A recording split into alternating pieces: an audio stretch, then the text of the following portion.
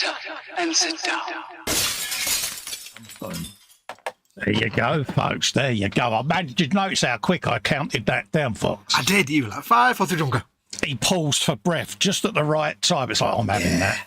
Hello, folks. Hello, folks. And welcome to Warhammer Wednesday with me, Colin, a.k.a. Festa 67's Workshop.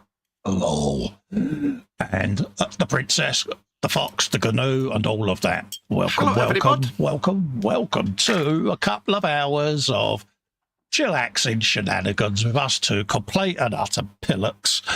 Anyone who thought they might learn anything about the hobby of modelling and all of that lot, you might as well just clutter off because we're useless, but we have fun. That's the key. So if Anything you're up for a bit of fun be useful. and a bit of chilled chat with a couple of buds, then this is the show for you. Talking to the groovy gang, if you want to help me out and keep this alive and keep the StreamYard paid for and all of that gubbins, the usual blurbage, pleading for a kitty and all of that lot, you can head out to patreon.com/Festa67's Workshop or click the join button below. That gives you access to the Zoom 24/7 hangout. Or you can click the super chat $, and that leaves a super chat, your name in a big bold box, bit of on-screen air guitar, and again it helps pay and keep this all alive, folks. Big thanks to all of you that consider doing that. It is massively appreciated. Talking of the groovy gang, excuse me, in the chat is myself saying hello to you all. Got AJ in saying, hi Colin, hope you're well, mate. Been meaning to ask what the bow structure is in your man cave and out and get hold of one. Many thanks, have a great show, cheers. So he's basically popped in to see what my bow is and then he's leaving me. That's what he's doing, isn't it? Yeah, it's like in a panda, eats, shoots and leaves. Absolutely. He's been a lazy git. I googled it for him, but for those that are interested, this is what he's on about. He's on about my bow. See it? Me light bow that goes right up over me bench, like so, and down the other side. And then I hook me camera to it, like so, and I can film and everything. So there you go, folks. Arch of building happiness. That's what he's on about, in case you wonder what he's on about. Bow. I'm not turning into Robin Hood or anything like that. He's on about that. Got a pretty bow in your hair, though, haven't you? I have, mate. So that's what he's on about. He's on about my bow of lightness. What else is there? James is in, says, evening, morning, Colin Fox, all in chat, Festa and Fox Hugs. Hello, James, how you doing? Love to you and Alicia and Shania. Panzercat is in. Wait, did I hear that correctly? Fox was silent and we didn't have to pay. Yes. Yes, Panzer, you heard it correctly, mate. Hope you're keeping well, mate. Good to see you in the chat. And, he's also going meow, and James is saying hello, Panzer. So that's a rather quick little visit to the chat. Yeah. We got the Bobbins in. He says, our intrepid heroes have returned. Hello, Bobbins. How you doing, mate? Hello, Bobbs. Lovely to see you, mate. Hope you're keeping well. Yes. So I suppose, being that the chat's a bit quiet, not many people in tonight, I'll have to ask him how he is and how his mum is. The most important question is how his mum is. Yes, hello. I have to throw him in because he sulks. It's either throw me in or throw me under the bus, and I know which he prefers. Absolutely, mate. But, hey, we've got to do 2 hours, so we can't throw me under straight away. Mama Wolf is fine, thank you very much. As always, she's fast asleep and a kip. I'm all right. I'm not too bad. I've had a quiet week. Nothing really to report. So, just nothing much on. Tonight, I will be, of course, continuing with my my Orc Tiger Wagon Mark II. I've got some little bits of details to paint. And then we're kind of done with the detail painting. Then it's time for shading and stuff. Base colours and all of that lot are still going in, James says, hold up, Colin's been Robin Hood. Does that mean the princess is Maid Marian? Well, I leave that to your imagination, James.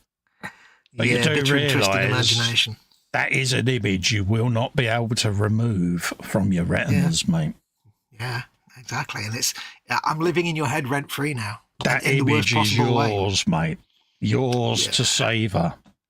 I'm doing things in your brain that you just really are going to regret. And it cost me nothing. Exactly. Rent-free. So how are you? I'm all right, mate. I am doing my Orc Tiger Wagon Mark II, just the same as you are, mate. Had a quiet week, as you know. Yeah, not really done a lot. So, yeah. I was at the bench yesterday because I was in with Philip and PJ. So I thought I'd keep them company. And then I thought I'll do my own show tonight because I'll come down, do my show, and then I can chillax again. So, yeah, that's how it's rolling at the moment. Aye. I'll go around just doing some additional detail panels with some very, very thin glazed base colours. And then I can start coming back then and doing some highlights, and then it'll be rust and all of that lot. Basically similar to what Fox is doing, but I'm doing it completely in reverse. Yeah, which is great. Which is absolutely great. I love it. Because it works for me. Yeah. Well, I've got just a few little bits and bobs, some tubes and pipes. I've got to do the rubber trim around the wheels, and I've got some tubes and pipes. I'm always fiddling with my tubes and pipes. Sort the guns out, and then that's kind of it. Then it's all the fun after that. Absolutely is, mate. So this is all the pedestrian stuff that you don't like how it looks when you're doing it. Absolutely. James has been a member for 58 months. Gosh, gone quick in it, nearly 5 years, mate. Panzer says there's only one princess, and that job is yours for life. I don't deny anything. Yeah. Yeah, James can be a princess. Somebody's got to try and be pretty on these streams. Yeah. I might as well do it. He also says, oh God, I just thought of that. Just realised he did put it himself in his own brain. Yep, too late. Too late, mate. That's called self-splash damage, you know. That's like when you see someone launching a rocket launcher over the shoulder, but they're stood right next to a wall, and the backblast takes them out. Or they're facing a claymore towards themselves. Yeah, don't. Yeah. Even though it says point away from face, point front towards enemy. Yeah. Don't want to do this. I don't want to do this dark. I want to do it Corvus Black, not Dark Reaper. You fool! You fool! You fool! You damned fool! I don't want Dark Reaper. Panzer says, JC, for picking on Fox, have a golden Sarah Jane house point. I don't know. And so it begins. I don't mind being an easy target. Well, I'd heard you was easy, mate. I've never denied being easy. I'll still accept old big white fivers, you know what I mean? £1 notes. I roll with it. There you go. There's me, come from last night. Yeah. £1 note. Yeah, counting the Kojak lollipops. Oh, yeah. And that's without having to break into the dentist office. Now, don't forget, folks, it was mentioned earlier, but don't forget, we all love Festa. Festa's awesome, and he brings us this loveliness all the time. And it's nice to give a little back sometimes. If you want me to shut up, because I'm really annoying, I'm basically the claptrap of model making. If you want me to shut up... I see what you did there. Yeah, you see what I did there? If you want me to shut up, you can do a super chat. And for every £1 in your super chat, that will be 1 minute of me shutting up. That's how it works. Now, you don't have to do this at all. It's completely optional. It's just, if you want a bit of fun, and if I'm getting on your wick... excuse me. Just got to clear my throat. Helping out Festa a little bit, and you're also having a bit of fun. And it means Festa can actually have a bit of a natter with you guys as well. You can hang out with him and not me, because I never shut. Well, you know, I would say that's part of your appeal, but I'd be lying. See what I did there? Yeah, you would be completely lying. This is how it starts. PJ's in saying hello, PJ. Hey, lovely to see you, mate. Hope you're keeping well. Don't forget, chat, bench, belly, beverage, biscuit, and all of that lot. And also, are any of you in the chat going to Telford? If so, what you're after, what you're looking forward to seeing? Are you putting anything in for competition consideration, or are you just going there as fanboys? Yes. I can't do that kind of stuff anymore. No, it's not for me. Can now. No. I was talking about it earlier today, and it was like, I'd love to go, but the only real attraction for me now is the guy that has got the mountain of kits from 1972 for £1 each. Yeah. Because everything else you can just buy online. It's like... probably cheaper as well. Yeah, and I do miss that guy with his, like, thousands of just vintage kits that you don't really want, but they're £1, so I'll buy that model of... Yeah. The Fusilier on horseback or whatever it is. Yeah, I went years ago, but it's like you say, it's one of them now since I've been confined. It's like... Yeah. It's just not viable. So, and not only that, it's a week for me because I have a day off before I go, obviously, because I go up. Would have to rest up in the hotel. Then obviously do the days at Telford, then have another 24 hours before I can travel back, and then rest for another 20. It's just too much. So it's just, it's not viable. It's not really viable for you. And the expense, for me as well, fuel and a week at a hotel at Telford times, because they all put their prices up. Yeah. I mean, for the same cost, basically, you could just go to E-Models and you even get a free cup of coffee with that. Yeah. Because you could buy all the same stuff and you'd get a free cup of coffee from James. Exactly. Teeks is in saying evening. Oh, hello, Teeks. How you doing, mate? So, don't get me wrong, it would be nice to go to meet some of the community, but I can meet them on a camera in a hangout. So, and I'm just as dull and boring in real life as I am on Zoom, so... Yeah. The thing for me as well is not only I cannot make it, it would mean driving more than 20 minutes, possibly on a motorway. And I am not a happy driver. I've never been a happy driver on motorway. I really have a phobia about driving on motorways. He drives like Miss Daisy, folks. I do drive on the inside lane at 50, just because it's just an irrational phobia, but it's a phobia. I can't help it. It's just I'm terrified of driving on the motorway. And my wife used to. Yeah, when I go to E-Models, I go on all the A roads. You know, the A roads with the hundreds of roundabouts on them in the scenic route. Yeah, the scenic, but hundreds of roundabouts, and it takes 4 times as long. And there's no service station on the way, which is the downside. Yeah, but it's one of them, isn't it? You know what I mean? We've all got our little phobias. Yeah. It's funny, though. It's like I absolutely love motorway services, but I hate driving on the motorway. I don't know why I love motorway services. Ooh. Yes, just drop your brush down in the water pot, Fox. That's the best thing you can do there. Are you being spesh? I just went, and just dropped my brush, my expensive layer brush. Thank you very much. Which way am I doing those? Raised with white.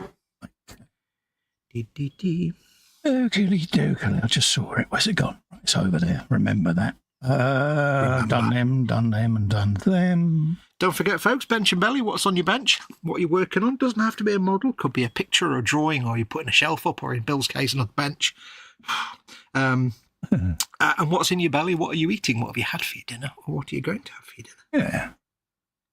And, biscuit and balloon and biome and bacteria and everything else. And all of that. All the other super duper stuff. Anything that begins with B, tell us about it.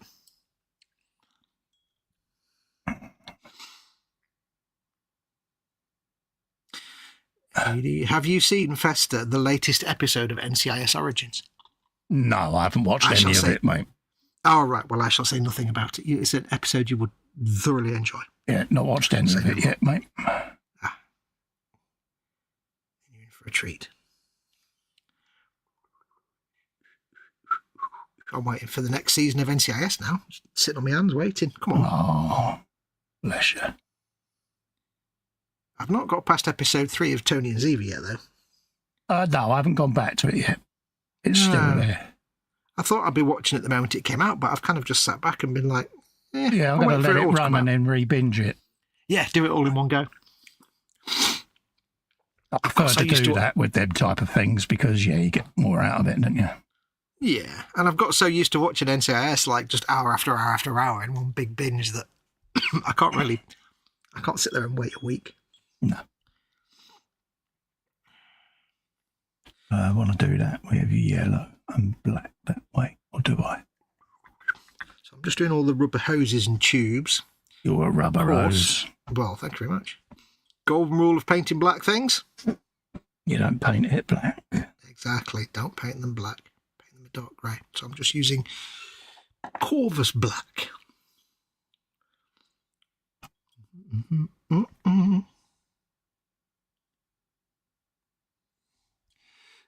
Teek says, we drive to Telford and there was a boat at some point. Just saying. Yeah, but you're a crazy Dutchman, so, Yeah, what he's not saying is he actually went under the Channel Tunnel. Yeah. With the boat. It was a submarine. Special submarine mode. The captain didn't know it was a submarine. Teeks is like, you know what? I found a button on your dashboard that does a secret mode. What?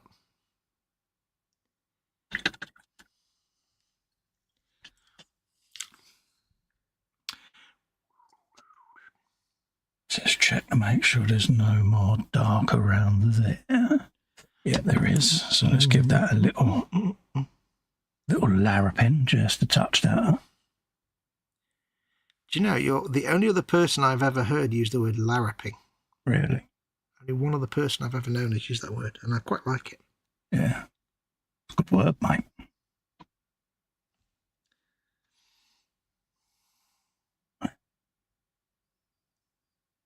Wash that in there. Well, I went into whisper mode then. You did. You went into whispering Bob Harris there. Yeah. Breathe. Nice. And I can confirm, having spoken to him on the telephone, he really does speak like that in all real the life. time. Yeah. I think you met him, haven't you, Bob Harris? Yeah. Yeah, you met him through your connections. He's just Back such a in nice the bloke. day, yes. Yeah. He's such a nice bloke. Very amiable chap. One of those celebrities that is so unassuming. Oh, totally humble. Mm-hmm.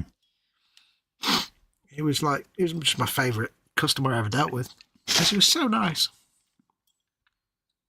You know, it took us like 6 weeks to fix his phone line, and he was the one apologising to me. He was just so Yeah, just sounds like so it. Yeah. absolutely adorable. Yeah. Sorry to trouble you, but... Yeah, I'm like, I'm really sorry about this. He's like, no, sit down, have a cup of tea. There you go. Okay. I really don't want to bother you and put you out. It's like, that's kind of our job.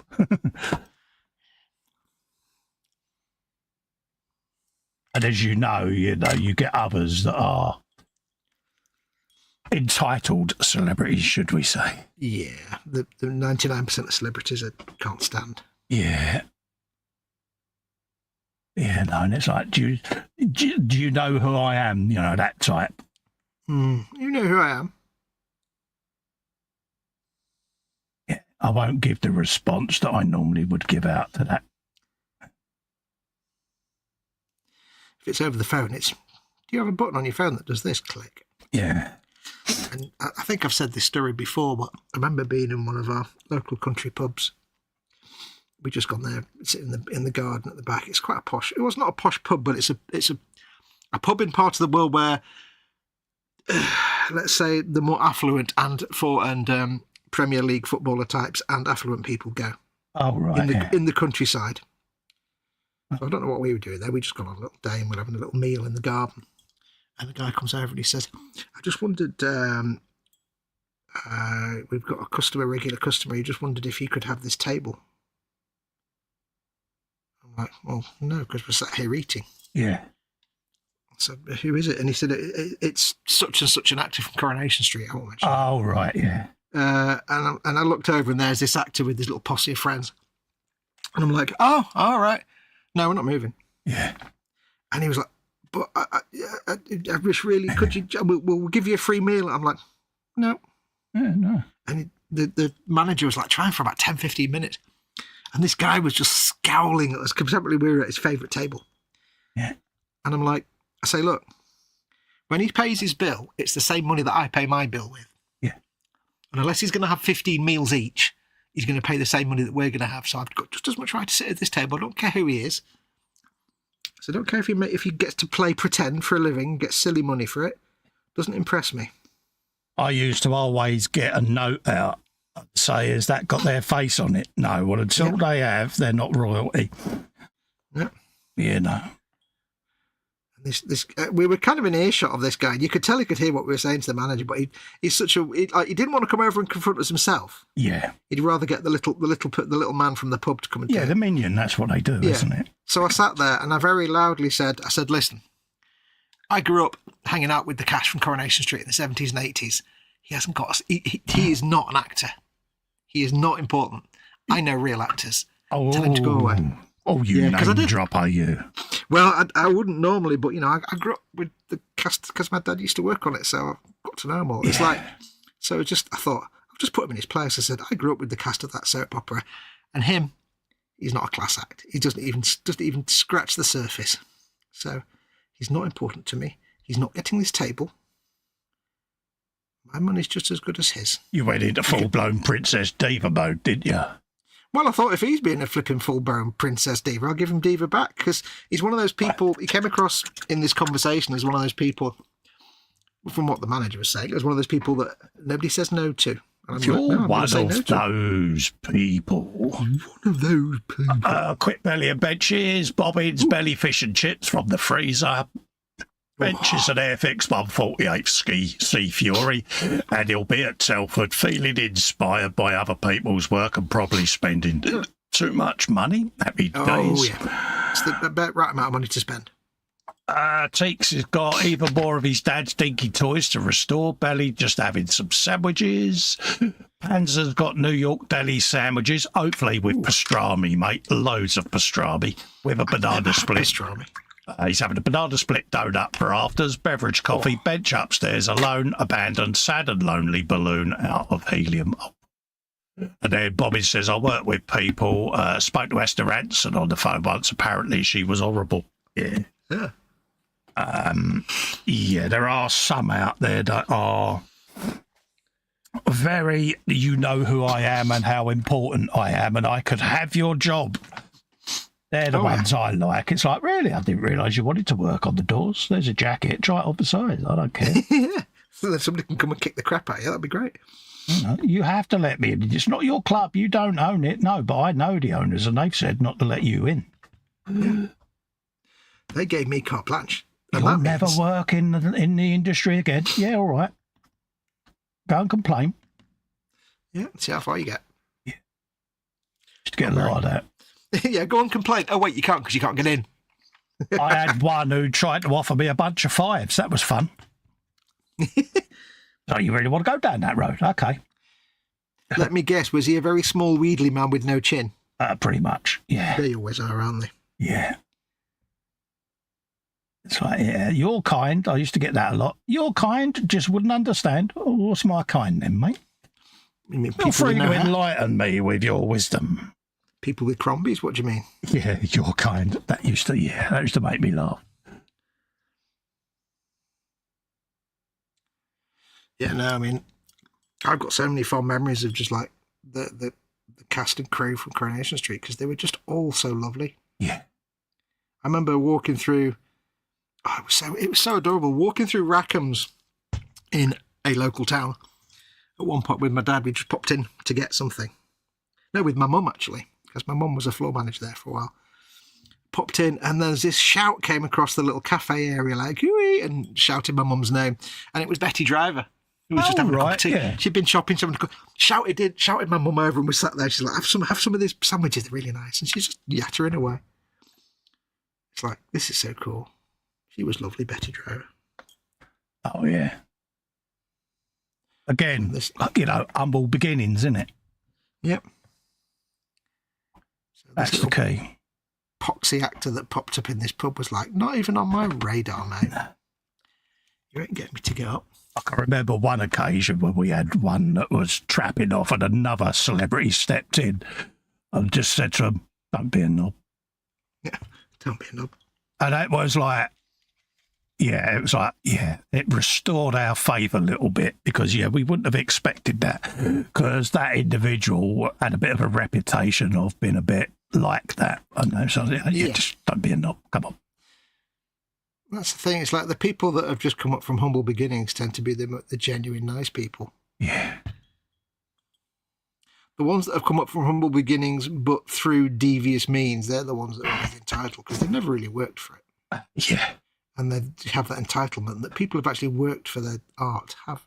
Yeah. Happens a lot, though. It does happen out there. You hear of it. Yeah. It's a shame. Not all of them are like it. Don't get us wrong. No. They're just people like everybody else. What always makes me facepalm is when a celebrity of whatever stripe, actor or whatever, expresses an opinion about something important, be it political, scientific, whatever it is, doesn't matter what it is. And it's like, you're an actor. Why is your opinion any more important than anyone else's? It's not. Yes, stick to acting, leave the politics to the politicians. You might know this particular subject inside out. That's great, but you probably don't. One that always makes me laugh is pop stars who try to do political statements on stage when they're live. It's like that. Just, people are paid to come and listen to you sing, mate. Not, Yeah, knock the tunes out. Whack the tunes out and leave the politics to the suits, mate. Yeah, it's not the 1980s anymore. Because they try to be controversial with their political statements. It's like, you make the tit of yourself now, isn't you? Yeah. It's like, that was the 80s. We don't do that anymore. Yeah. Oh, do you know what I started watching today for no reason at all? Well, 1970s Castrol GTX adverts. Oh, right, lovely. They were terrible. They were like, here's some common people on camera saying why they like Castrol GTX. They're like, I like Castrol GTX because it smells like something, just like average man on the street. But it's so cheesy. Well, watch a giggle, mate. Watch some of the old Brute and Denim adverts and High Karate adverts. And High Karate. Yeah. See how blatantly sexist they are. Oh, God, yeah. It's terrible when you think they got away with it. Yeah. Different world, wasn't it? Yeah.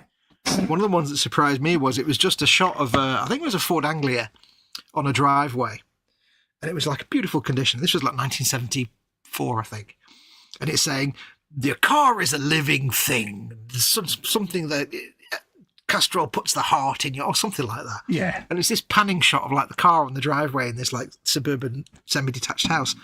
And it was a nice sunny day and it was a good quality film. It looked like modern day with an old car on the drive. It was very weird. Yeah. Because you're used to the 70s looking grim and it's like, no, it's just modern day with an old car. Some bloke free says, hi all, usually I can't make Wednesdays. I'm glad to be free this week. Glad to have you in. Welcome aboard. It's always nice to see new names in the chat. Absolutely. It's always nice to meet people. Just sit here and chill out with you all because that's what it's about. Yeah. We always say this is not a modelling show. We just happen to be doing some modelling while we're doing it. We could be sitting here, peeling potatoes or something. It doesn't really matter. Oh, yeah. And we normally come off air and cringe at the poor quality of our work that we've done on the live stream. It's like, need to touch that up. Yeah, we do have to have that caveat that when we do stuff live, it's not our best work because we're distracted doing a live show. Yeah. That's why we like to do like stuff like this because it's kind of big, chunky, and you can get away with a lot more. Oh, yeah. You wouldn't be doing your growl builds on a live stream. No, I wouldn't be painted like RK on the Ever Chosen or something, which I must paint at some point. Or anything, anything like that. And it's also trying to keep everything on shot because normally this tank would be touching the end of my nostril so I can actually see what I'm doing. So, yeah, when we're live, we're sort of trying to keep everything arm's length to try to keep it reasonably in shot. But deep down, we want to bring it right up close to our face. Yeah, it's like I'm painting this and it's not even in camera. And even if it is, it's upside down so you guys can't see it anyway. But it's like, got to paint it. We paint in a blur, don't we, mate? Yeah. I have to say, though, before I did painting on live streams, I was like, I had to have like the thing I'm painting right up in my face because I couldn't see it. But ever since like painting on live streams, where I had to have it further away, my eyes have kind of just adjusted to a bit so where I can actually paint from a distance now. A lot of the time I cheat by watching it through my iPhone. Hey, there's nothing wrong with that. That's a good idea. It's right in front of my eyes, and it's like, I use my phone. It's like when I use my microscope to do stuff. I figure paint using my microscope just so that I can see. And that's kind of gotten me into the thing of being able to look at the screen and put the paintbrush on the model rather than look at the model. So I remember trying to do that once when I was filming something. It was something really small, so I thought I'll just look through the phone screen, and my brain couldn't pass like this giant brush. And I'm trying to move my hand that I can't see, but this giant brush, I'm like, I can't do that. I can't do it. Yeah, having the microscope has kind of gotten me used to doing that now. So. Yeah. It's like it took me a long time to draw with the graphics tablet. Yeah. Looking at the screen instead of where your hand is, because I was so used to drawing on paper. That's Something that open one for a long time. Okay. So that's that. That's that. Let's do a little bit of a vague hazard around that. Mm-hmm. I'm actually painting all these like shooters, Dark Reaper, Corvus Black. Actually, it should be Dark Reaper. No, I should be doing them Dark Reaper. Never mind. I'll go over them in a minute. Yeah. Because I want to do them gunmetal, but I don't like using gunmetal paints. It just doesn't look good to me. It's never worked in my brain. So I like to do them a dark grey and then add metallic roughness to them, as if the blackings come off, which always looks a bit better in my eye. I've done them the wrong colour, but I think it'll be all right. It's personal taste at the end of the day, isn't it? Personal preference. Yeah. I remember the days of making World War II soldiers, and it'd be like just simply, it's a Kar 98 rifle. That's Tamiya gunmetal and Tamiya red brown. There you go, done. Yeah. Look back at it now and you're like, oh no. Yeah. Terrible colour that. Tamiya metallics are just not good. Yeah, but it's surprising, back then, we all had Tamiya paint. Oh yeah. How many of us actually use them now? Yeah, I had lots and lots of Tamiya paints I'd brought over years, and eventually I just gave them all away. Mm. It was the advent of things like the thing that took me off Tamiya paints was the what are they called? AK True Metals, the one with like duraluminum and stuff. Oh yeah, AK Real Colours. And, yeah, because they're so the flake in them is so tiny, you almost can't see it. I'm like, I never need to use Tamiya metallics ever again. Yeah, there's a vibrancy about them, isn't there? Yeah. Plus, I got to call it durable moomin, which was always funny. Duraluminium. Yes. The movie. Durable moomin. Right, that's that bit. No other pipes or tubes on there, I don't think. All my glyphs are really shoddily painted, but that's great because they're going to get covered in dirt. Well, they're orc anyway, aren't they? So they're not going to be perfect. Yeah. Right, I'm going to do this glyph. I've got to do that one. So let's do that, and then I'll go on and do my top panel, I think. Mm-hmm. I'm just doing my little panel now. Subblack says, I hadn't realised YouTube had switched to displaying hats. He says, I'm trying to work out who everyone is from the usual crowd. Yeah, just lose the hat at the front and you'll see who people are. It's just, they've started displaying them for some reason. They never used to, but they are now. Yes. One of the many changes that they're doing, for the better, apparently, of our experience. That's entropy. It's like, it's basically because they can't be bothered to filter it out anymore. That's all it is. Yeah. I watched a video from one of my subscribed channels the other day. Yeah. Guy called Anton something or other. He does science videos every day. Yeah. And he did a video about how he noticed that one of his videos, if you watch it on desktop, was perfectly fine. Yeah. But if you watch it on a mobile device, it was all screwed up with lots of glitching and weird patterns. And he said somehow YouTube have done something to it so it doesn't play well on mobile devices, but it's dangerous because that would trigger an epileptic completely. Yeah. And then I suddenly remembered that somebody sent me a message from one of my live streams the other week saying something about picture too bright, white mist. Yeah.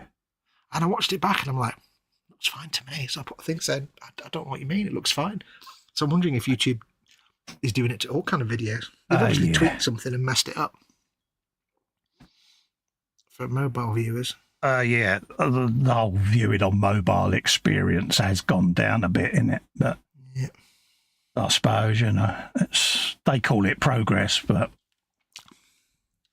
I call it too small of a screen for an old man's eyes. Get out of here, you kids. Get off my lawn. Yeah, it's one of those, isn't it? It's these kids with their TikToks. They fiddle with stuff and change it, and it just balks it. Yep.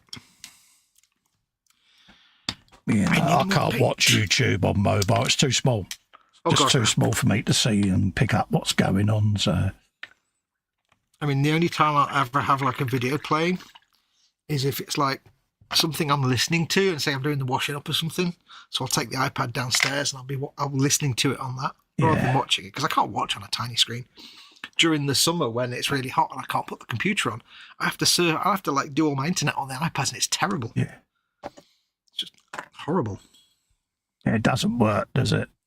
No, I had to actually dig out an old pair of glasses that magnify everything so much that I can see everything. I've got a laptop now, so I can actually get away do it properly. But before that, it's like, oh, internet on iPad, it's not good.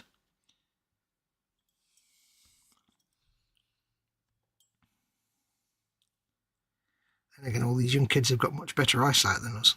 Oh, yeah, we have got old farts eyesight, haven't we? So. Yeah, they can see molecules. I can't even see France. Is that a bad thing? If I'm stood next to it.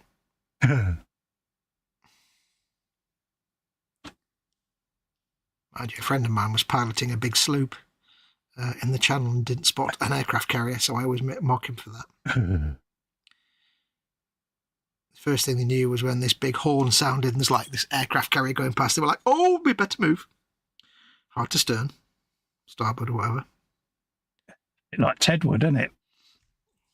Yeah. Pilot in a dinghy and crashed into the only boat on the river. Yeah. It's like, yeah, it can only happen to Ted. Yeah. Legend. Well, this friend of mine is also the same friend that taxied his airplane into a classroom because he wasn't paying attention. So he wonders why I never wanted to go sailing or flying with him. It's like, because I don't want to die. He said, I'm not that bad. I said, you are, because here's all the things you've told me in the past. Oh, yeah. Yeah. Yeah. Oh, yeah. When we had our evening with Drunk Ted, we got all these nautical tales, didn't we, of things, and it was very enlightening. Oh, yeah. Like, oh, yeah. Yeah, we've got ammo on you now, Ted. Cheers for that, pal. Yeah. He was trying to convince us that it wasn't his fault that nuclear submarine he worked on sank when they took it out of the dry dock. Yeah. When it was first launched. So that wasn't me. I was only the electrics. Yeah, you say that, Ted. Yeah. Did you press any of the buttons? Yeah. Did you press a button that meant when they pressed the button at their end, it all fell over? Yeah, the court martial found the evidence inconclusive. Ah, okay, Ted. That means you did then. Yeah. That means they know it's you.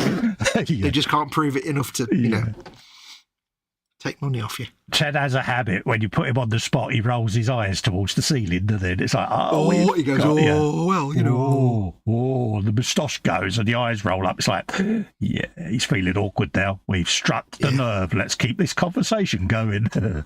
Yeah, if his moustache does that Farmer Barley mouth thing, you know, he's a little and twiddle. that's it then. We're like a pack of hyenas, because all three of us will just go at him then. It's like, we're not stopping now till you fess up. It's like, yeah.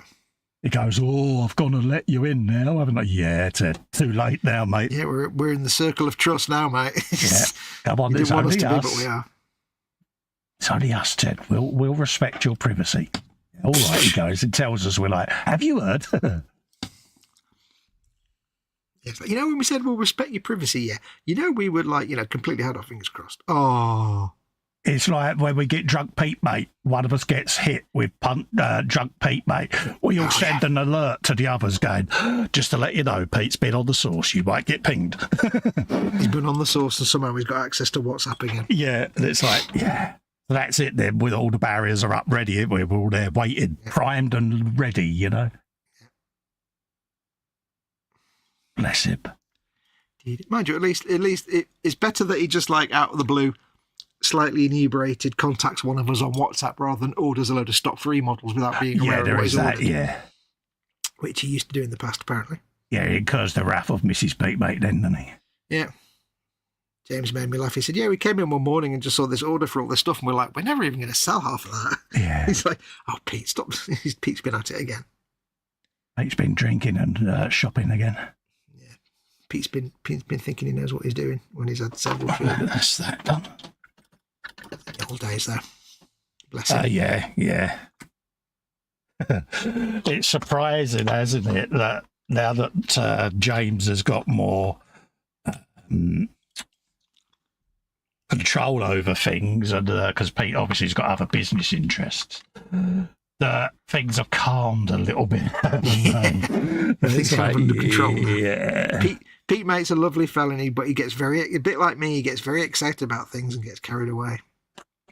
Yeah. But unlike me, he gets excited about three things at the same time. It's funny. Whereas I just flit from tree to tree, he just hangs out in all the trees at the same time. Yeah. It's when you get that, I've been looking at these, what do you reckon of this? Do you think, do you think these would sell? When it's like, oh my God, does Mrs. Pete know what you're doing?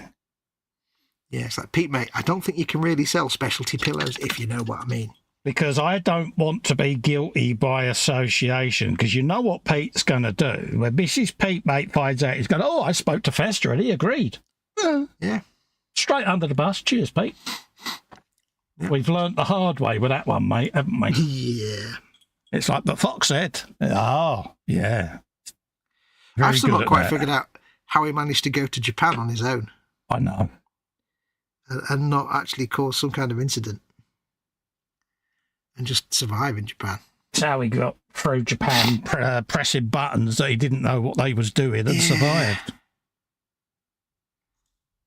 Yeah, I think probably the guys from God Hand just shepherding him around everywhere and made sure he didn't press things.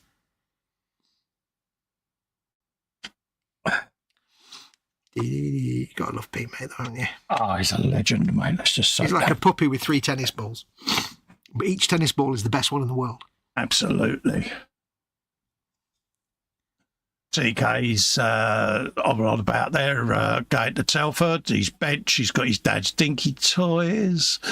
That was Bobbins, Esther Rants. I'm just quickly going back over to chat. Dorkosaurus is in. He says, hello, Colin Fox and Chatland people. Hello, Dorks. How you doing? Hey, William Rayborn himself. One saying hello to William. Teak says, Arhek is... What's that? Arhek is Gelwig together flood Jongans, whatever. Yeah. I've just destroyed the Dutch language. This is where he now goes in and tries to pronunciate it properly because, he wants to show off. I'm trying to figure out what it means. Something. Some bloke free says, I hadn't realised YouTube had split to the acts. Yes, what we want. And Panzer's like, yeah, they call that progress. He's got another more impolite name for it. I might have already read them out. I couldn't remember, but didn't want to ignore the chat because, the chat are the most important part of the show. Yeah, we're not that relevant. We're just Good talking, God, no. not heads, talking orifices. Wait, that sounds even worse. That sounds even worse, mate. Yeah. I would quit whilst you're behind there, mate. I am now quitting. I am not ahead, but I shall quit nonetheless. Right. Poncy brush. Not very nice. I'll try my best. Not you spoon. Little bits die inside every time I get an insult. Little bits of me ebb away. Through the tears, Cole. Face bothered. You've taught me well not to care. I know. The first time he incurred one of my blunt put downs, it was so funny because he just went so deathly quiet. I was like, I don't know what to do with that. Because you was mortally offended, and it's like, you really don't get my humour, do you? But it was so funny because it was a through the tears moment because Fox won't mind me saying he's quite a sensitive chap at the best of times. Delicate flower. And I've said this many times to people. I've got one of them voices where I could be paying someone a very well-intended compliment, but it sounds like the ultimate insult. And 90% of my life is spent apologising, and people will go, you apologise too much.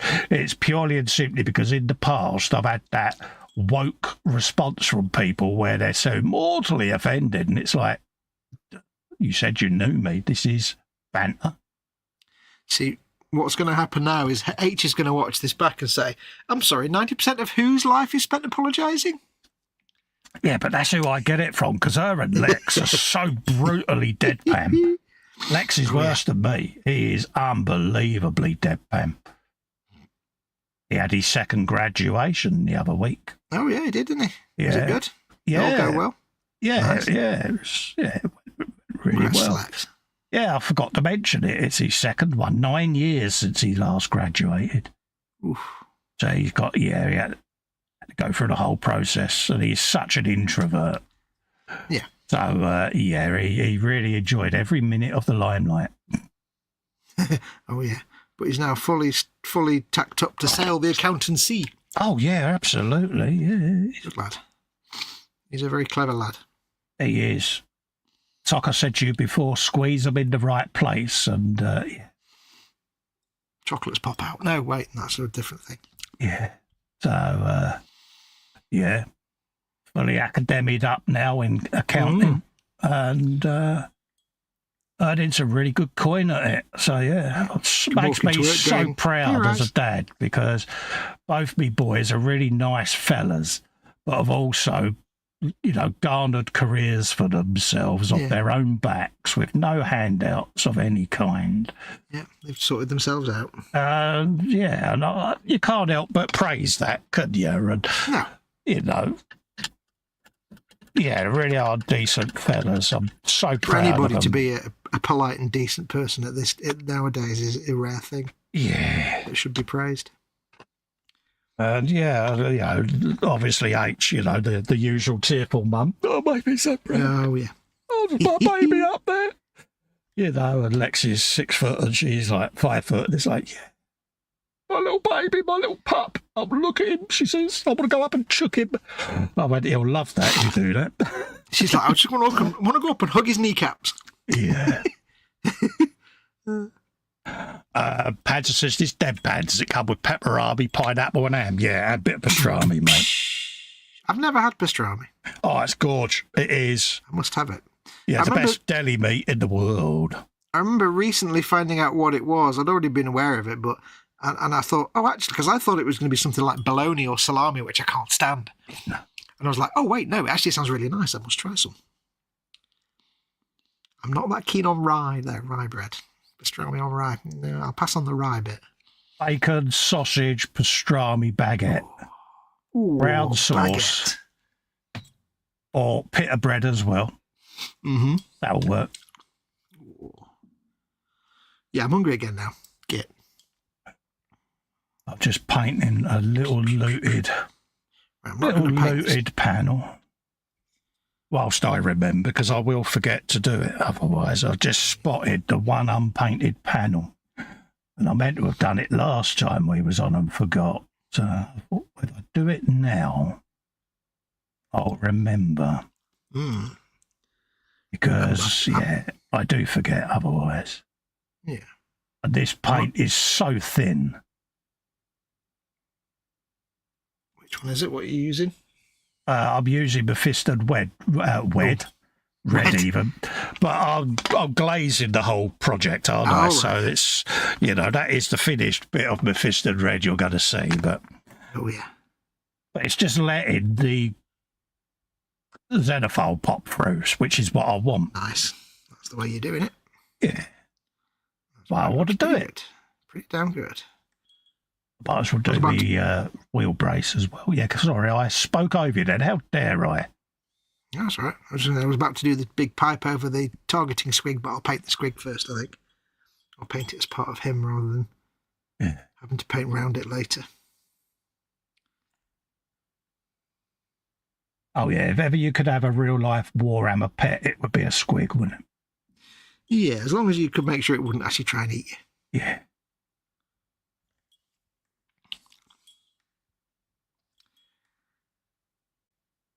So, Festa, why have you got a pet squig called Gary? Because, But there's the question, is what kind of squig would he be? Because there's so many. Stealth squig. Oh, Gary'd be perfectly stealthy because he wouldn't move. Yeah. It's like he's making a move. How can you tell? He'd be just be a grumpy squig. Yeah, he'd do nothing, wouldn't he? He'd be an idle squig. Got that done. Ornamental squig. A squig that's designed to look functional but is not actually in any way functional. Right. There it is. Yeah, that's what I forgot to do last time, me wheel. Gentlemen, never forget your wheel. My wheel of tightness, lockingness, whatever you want to call it, of the turret. Your Will Wheaton. Will Wheaton. See what he did there, Wheaton's Law. Will Wheaton. Wesley. I have to admit, I can't stand Family Guy. I never have been able to stand it, but I saw a video today which was like all the Star Trek references in Family Guy, and I was laughing out loud for a lot of them. But the one where little Stewie's, they're talking and like, because they actually get the actual actors to do the voice parts, and Stewie's there and he says, Patrick Stewart says something, shouts at Will Wheaton, and Stewie's like, don't talk to Will Wheaton like that. And he's like, why are you saying it like that? Like what? Why are you saying it's Will Wheaton? Will Wheaton. No, it's Will. No, it's Will. It's quite funny. Outside of those Star Trek quips, I can't really stand Family Guy. No, it's not something I've ever watched, mate. I found it a bit trying too hard, I think was what put me off it. Well, it was around that time that everyone did a tune off the back of The Simpsons, wasn't it? And yeah. E.D. What have we got? Right, tubes and pipes done there. No more pipes and tubes. See with that. Was there any more redness that I needed on here? No, not sure what colour to do the dude yet. Dude colours. Squiggage. Look at the squigularity. Okay, we can clean that off then. Little panel done. Sniffles again tonight. You're a sniffle. You're made of sniffles. You're made of sniffles. Oh, damn it. You beat me to it, you heathen. I need a glass or something to put my brushes in temporarily, stand them up while they're wet. I haven't got anything. Oh. I just used my Citadel pot. Yeah, it's full of water. Yeah, I've got a ring round it, see? Oh yeah, I've not got one of them. I need I know what I can do. Would you want me to print you a ring? Steady now. I can jam them in my cocktail stick. Tube. You're a tube. Thank you very much. I enjoy being a tube. It also makes sure I don't end up putting the plastic tube on a scratchy old layer brush. Mm. Right, now I need red. I need blue.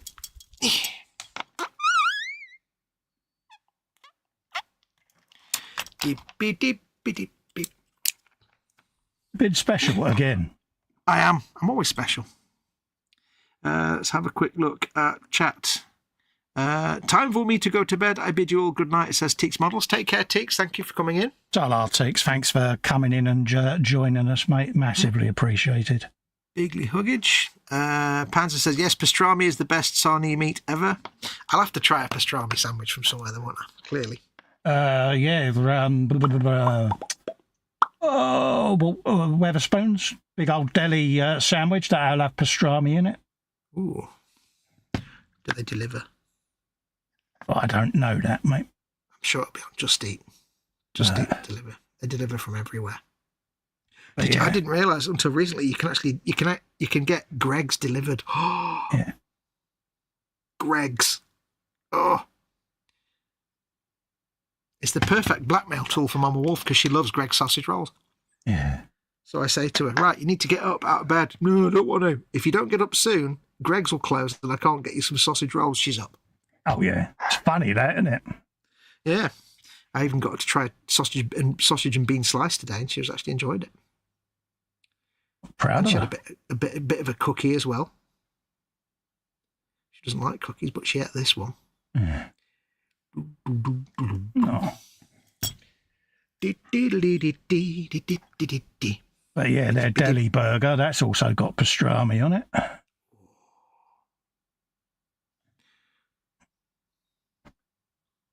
If I eat pastrami sandwich, will it be like one of those enlightening moments when I take my first bite and there'll be like shafts of light and the choir will sing, oh, and I'll have found my new calling. Yeah, you've got to have something else with it. Yeah. You just want like a big fat American sandwich. It's like got so big it has to have a cocktail stick pushed through it to hold it in place. With an olive. That's a good blue, that is.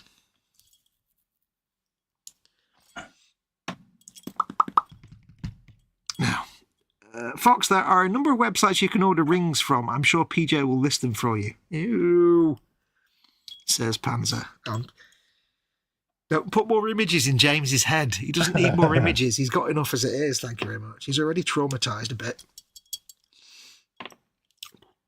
Oh, I didn't paint them stripes on there, did I? I've got them to paint. Oh, you forgot to paint those, Tony. Oh, arr. Let's do them then. That's right. Let's get them stripes painted. Arr. Yeah, I've spotted. This is the thing. When we get to this stage and we come into the end of the base layers, you get to spot the panels you haven't done. You're like, oh yeah, I forgot. It's like I've got to paint the inside of the turret. I've just remembered. Oh, my paint's gone too thin. Yeah, I've got to paint the inside of the turret and the inside of the roof, and I'll kind of I've got to do all my inside plates yet, my doors and all of that lot, which is why I've kept the cover off today so that I remember to go in and start picking out some of that detail. But even though this is going to be on 90% of the time, one time that you do look in the back, you want to see that you actually bothered to go in and do the detail. So. Yeah, well, I think I'll probably do... I don't know whether to do mine cream-wise kind of effect or the kind of zinc chromate green, which I quite like doing. Yeah. I've never tried doing cream-wise. I don't think I'm very good at it. I'm going to paint these stripes bright yellow as if they've just been painted. Yeah. Because the rest of the tank's all chipped and warm. But let's paint these bright yellow. Cream-wise is a good colour. I'd have to make one or find something a bit like it. It should be cream ice. Bottle of cream ice in everyone's paints. Mm-hmm. Everyone needs a packet of it, or a bottle of it, should I say. Everyone needs a bosom for a pillow. Right, so there you go. Got some nice yellow bright stripes now, as if the tank commander orc has just smacked one of the grots and said, "Oh, you, get over there with the paintbrush squig, and get them stripes painted yellow, you git." And he's just painting them yellow, so they're nice. I'll give them a second coat to block them out. But that's one of the fun things. If when I'm doing like worn paint like this, normally when you put your first coat on it, it's a bit translucent and patchy. Yeah. And you have to, when you're doing it like this, sometimes I just leave them as one coat patchy, because then when you put the weather again, it just looks like faded exactly. paint. This is why I love orcs so much. You can do a half-assed job and get away with it. You can get away with anything with orcs. Yeah. There ain't no rules, no out, no nothing neither. In fact, I'm going to paint that panel bright yellow as well. Why not? Maybe these have just been attached to the tank.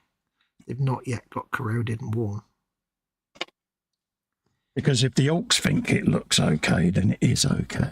Yeah. Mm.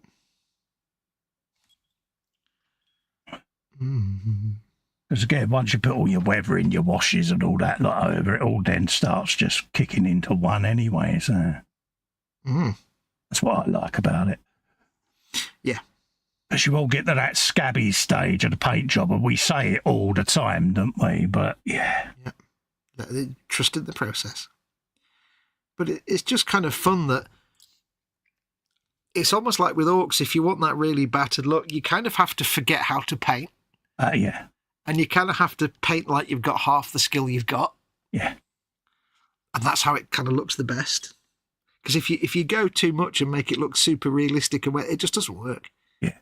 It's got to look scratty, and that's how it's got to look like some of it's rubbed off and scratched and dinged, and Sometimes just doing a half of a job actually makes that work, makes it better. I could sit and paint orcs all day. They are the best thing in the world to paint. Mm-hmm. I am super looking forward to me Squigoths, because I've never painted. I've never really painted organic stuff much, like big organics. I painted figures, but not like big stuff. I've got a few like big characters like Archaon and things like that I've got to paint. And I'm not really sure how to paint big figures like them. I'll figure it out. I'm looking forward to it. Yeah, it's literally just there. I've got the bits that I need now to start printing the Howder, so I can start doing the floor levels and then work my way up with all the other accoutrements. Well, I'll probably start with my... Because I've got a Squigoth, I've got the Gargantuan Squigoth, and I've got the Cromlech, whatever they call their Squigoth. Norzilla, that's it. Damn, look at me naming all these. Yeah, I know. So I'll probably start with the standard Squigoth, because I think that's the cheapest one. So that can be my test bed. And I'll figure it out on there, then I can go for the other two, and then I can strip it down and redo it. My Squigoth has a companion as well that I've got a designer Howder for. Oh, I don't know what this is, so I'm looking forward to seeing that. Finding out what that is. Yeah. One of Festa's silly ideas, but it'll work. Festa's silly ideas are the best ideas. You know it. Well, it would seem a bit odd just being on the shelf on its own. Got to have a friend, doesn't it? So it will have. You've got a friend in me, bada bada bada, as they say. Exactly. Don't forget, folks, if you want to help Festa out and you're sick of my voice, do feel free to do a super chat. Every pound is a minute that I shut up. So obviously a £1,000 super chat, I could just go away for the next 6 weeks and not come along. 6 weeks off for me, that. Then again, give Festa £1,000, you go for 6 weeks as well. Oh yeah, I'll be gone, mate. I'll be skedaddling down the way, mate. You'd be like, yoink. No, I'd be a blubbering ball of tears, mate. Yes, you would. Because, yeah. And rightly so. Right, so that's that one done. So has anybody out there been suffering through the Azure outage today with all the internet going down? Yes, it's... Xbox has been off or failing. Yeah, it's one of them, isn't it, mate? Ironically, and I thought this was very ironic, one of the services that's fallen over is AWS. They obviously use Azure as well as their own network. Oh, yeah, it went last week as well, didn't it? Yeah, but that was at their end, but now they're falling over because it's like I didn't even realise they used Azure because that's what they do. So I'm thinking of DDoS myself. Yeah, probably. They've said that something was misconfigured, but they're going to say that, aren't they? Of course they are. Due to recent events and ongoing things, I would say that there's some kind of organising behind it. You never know. Yes. We mustn't get too conspiratorial because of the algorithm. Yes. But thankfully, nothing I use has been affected. Apart from Xbox, but I've not been on there today, so. Yeah. The last time we was on, we was having connection issues with Party, wasn't we? Yes. So that could have been the beginnings of it. You never know. Could have been. Because that feature was balking left, right, and centre, wasn't it? Yeah, it was freaking out. But I think the first time it freaked out was because I said to Festa, I had the goal to open the Xbox game bar and then plug my headset in. Yeah. It's like, no, it was confused. I had to just restart it all. Yeah, you should have realised immediately the error of that decision, Fox. I should have had a flashback to that day in 1987 when I plugged my joystick into my Spectrum Plus 48K while it was on and blew all the circuits. I think you should always turn things off and then connect things. But no, I was too stupid to remember that. I'm too stupid for many things. Yes. Right, where's me red? There are 55 levels of stupid, and I think Fox has tried every single one of them. Oh, yeah. Now, I've got a question for you, Festa. Yeah, I was found not guilty. Dots and triangles, tiny dots, big triangles. Which one is red and which one's gold? I'm thinking dots gold, triangles red, but the triangles are big and the dots are small. For the dots. Gold dots always works, doesn't it? Gold dots, like little brass rivet type thing. That'll work. Well, polka triangle's dots. Red. Red triangle, it's the way forward. Yeah, it always works, doesn't it? The rivet's been gold. Rivet. God, until you look round this and see how many rivets we've got to do gold. Yeah. Yeah. That idea you had, Cole. Yeah. Idea. He's got more rivets than a Baneblade, this thing. Yeah, that's got to be done up the back there. I was looking at one of the models I've got for my tabletop trauma centre. I won't say what it is. Yeah. But let's just say it's a resin kit. And it's got rivets on the panels, but they're recessed rivets, so there's a hole and then a rivet in the middle. Oh, no, yeah. And which is fine, because it looks great. But the problem is I've got some bits where the parts have been stuck together and don't quite merge, don't quite fit. Hang on 1 second. PJ says, he says, I've just discovered the ats can be changed, can they? Yeah. Yeah, so there's a bit where it hasn't gone together quite lined up, so I can't really change it because then I've got no way to replicate the recessed rivets. So I'm just going to have to have battle damage. Paint is no way thick enough. It's more thickness than ever before. For this job, I need all the thickness of paint. Not some of it. All the thickness.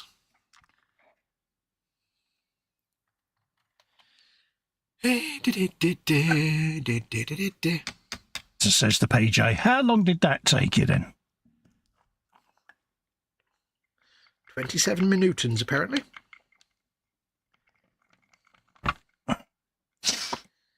You bit of that. Red, one of my favourite colours.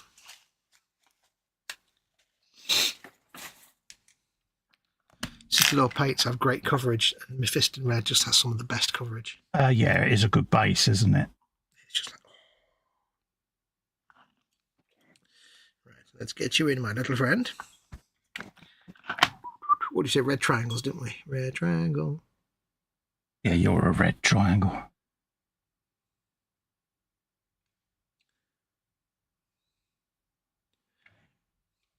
Triangle of redulosity. That's that. They can all be done with a smaller brush. Get yourself a big 2-inch brush and beat the devil out of it. There you go. So we did there.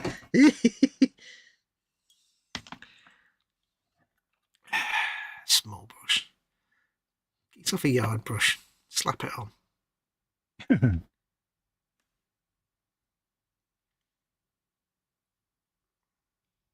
I've now got, for no reason I can determine, Let's Get Physical. And I hate that song. I don't even know why it's popped into my head. Okay, things I wouldn't have admitted to, mate. Just the tune, not the lyric, just the tune. I just like, why is that? That was Olivia, wasn't it? I don't know. I just know the tune. That's something I wouldn't admit to. I've just got this bizarre image of Olivia Newton-John popped up in a leotard. Don't know why. Are you sure bizarre's the word you're looking for? Hey, mate. I'm just saying. I'm sure it was. I could be wrong. Might be Jane Fonda. Did Jane Fonda sing? I don't know. But it's around that era, wasn't it, of leotards and leg warmers? Yeah, the fame era. Yeah, everyone putting out keep fit videos, weren't they, and stuff. Oh, God, the Green Goddess. Oh, God, that's so rubbish. Yeah. When I was a kid, right, there was always this ongoing battle between BBC and ITV where they'd have the same kind of programme. Oh, right, yeah. Like, for example, BBC would have Multicoloured Swap Shop, which they would have, something like a Multicoloured Swap Shop, which was rubbish. And ITV would have Number 73. Or something with Gaz Top, or something that was great, whatever. There was always, right, they were kind of Warner Brothers and BBC was always like Disney. Yeah. And when it came to like morning shows like TV AM and Good Morning Britain, that kind of thing, there was no clear winner. They were all terrible. Yeah. As a teenager, I was like, which one am I supposed to like? I don't want to like the BBC one, but on one side you've got Frank Boff, on the other you've got that funny little Irishman that nobody liked. Yeah, you was either Swap Shop or Tiswas, Blue Peter or Magpie. That's it. Tiswas is what I meant, not Number 73. Yeah, you couldn't have both. No, Because the BBC one was always the kind of boring. Yeah, it was the Clean corporate, wasn't it? You know, Yeah, mummy it and was all, daddy's favourite. You know, it's the it was safe the middle one. class. Yeah. Yeah. Whereas Tiz was Sally James in tight jeans and Lenny Henry throwing condensed milk sandwiches everywhere. Which, of course, meant we all watched it. It's like, which one would the dads watch? That's the one you want to watch. Yeah, Sally James coming on dressed as a centurion. It's like, yeah. Every schoolboy had that image imprinted in their brain, didn't they? You know, it's like, Yeah. Every schoolboy who had a television in their bedroom was always grateful for that on a Saturday morning. That's why we've all got old man vision, because we sat so close to the portable TVs. Yeah, I remember being a red-blooded teenager. Let's admit it. When Channel 4 started doing all the red triangle movies. Yeah. And it'd be like, right, I'm going to bed now. It's a bit early. It's all right. Yeah, it's a school night. So I had this little this colour. It was this colour portable. Sony Trinitron it was. Little colour portable. But in the days before headphones, it was one of those little like skin-coloured earpieces on a twisty clear string. Kind of like NHS hearing aid type shape. They were like a mushroom shape. Remember the crappy little earpieces? And it was one of them trying to listen to these like I remember. Movies. I remember them because I had to bloody wear them. Yeah, like one of those little red triangle movies. For those that don't know, basically in the 80s, Channel 4 started showing some films that were a little bit risque for terrestrial television. They had the kind of content that was a bit blue, let's say. It's very tame by modern standards, but in those days, the 1980s, on a terrestrial channel, it was like, oh, yeah, post-watershed. So all the teenagers are like, right, I'm going to bed at 9 o'clock tonight. Says, yeah, if it was indeed Olivia Newton-John, unless you had the not the 9 o'clock news version with Pamela Stephenson, yeah. Oh, yes. Pamela Stephenson. Da, da, da, da. I may be aware of that one. You may have knowledge of that which you speak. That's the little panel done.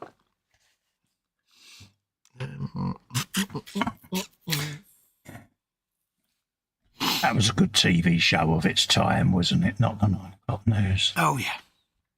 Used to always be getting complaint about, didn't it? Dear points of view. Oh, yes. Oh, yeah, he's put Olivia Neutron, hasn't he? This is my auto carrot needs an update. Oh, yeah, Olivia Neutron Bomb, wasn't it? Neutron Bomb. Yeah. Right, so that's that bit done. I've done my pipes and tubes. You're a pipe and tube. Done my little panel. Special panel. I need to do... Pinch my pinky. Things on my wheels, haven't I? My tyres. Oh, I haven't got that far yet. Well, I'm just doing my dark grey, so I might as well get the tyres done. Do you call them tyres on a tank, or are they called shoes? Somebody out there will be able to tell. Answer or no. Rubber rings. No, that sounds wrong. Clues in the name, isn't it? Yeah. Rubber rings, they'll come bouncing back for more, he said, singing the tune wrongly, deliberately. Cheers for that. I'm going to assume some of these bits are rubber things.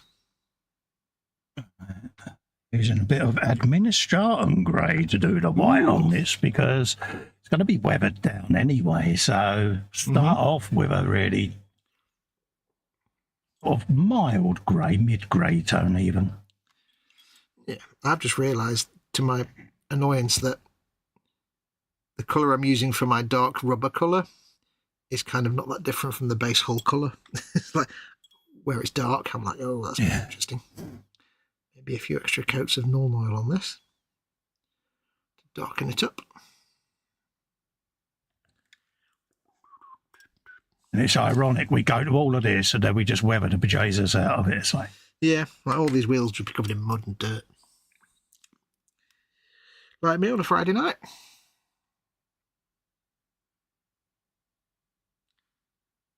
it's funny, you've got to paint it to destroy it. Sounds daft, but... You cannot destroy that which has not been created. I just made that up. Sounds good, doesn't it? Does. Proud of you, soldier. Yeah. I can be quoted on that. I can have a Wikipedia page now. I've got a quote. Cool. You go careful. Always wanted a quote. one there as well. Yeah, it's not that dark. I don't want to just go for black, though. What about time you put your washes over it? Will it darken it down, or no oil over the top of it? Yeah, but it's very similar to the base, where I've got like not a lot of the blue and it's mostly rust, so the blue's quite dark. It's very similar. Yeah. I'll just have to hope that when it gets black, I'll put extra black wash on it when I come around to doing the washes, because I'm not going to be doing a lot of like straight up black washes on this, so I'll probably do some non-oil washes on those rubber bits. And the bits at the back where it's like there's no wheel, I'll just do that with some black ink to make it completely black. So it should stand out, hopefully.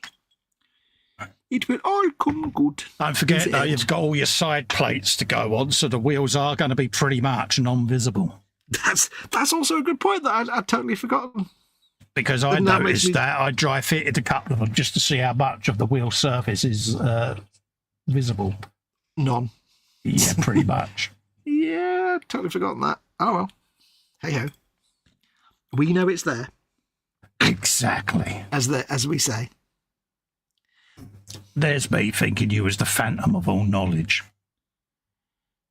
No, that's just when I eat too much gassy food. I'm the phantom of something. Yeah, the phantom raspberry blower. Yeah, tell you what, folks, if you want to do lots of farting, just for comedy purposes, just make sure your only meal of the day is 2 pot noodles at the same time. Yeah. My God, you'll get gassy. To tremendous levels. I was lying in bed last night trying to get to sleep and giggling like an idiot, because every time I nodded off, I'd just do a great big trumpet. It was really funny, dead loud.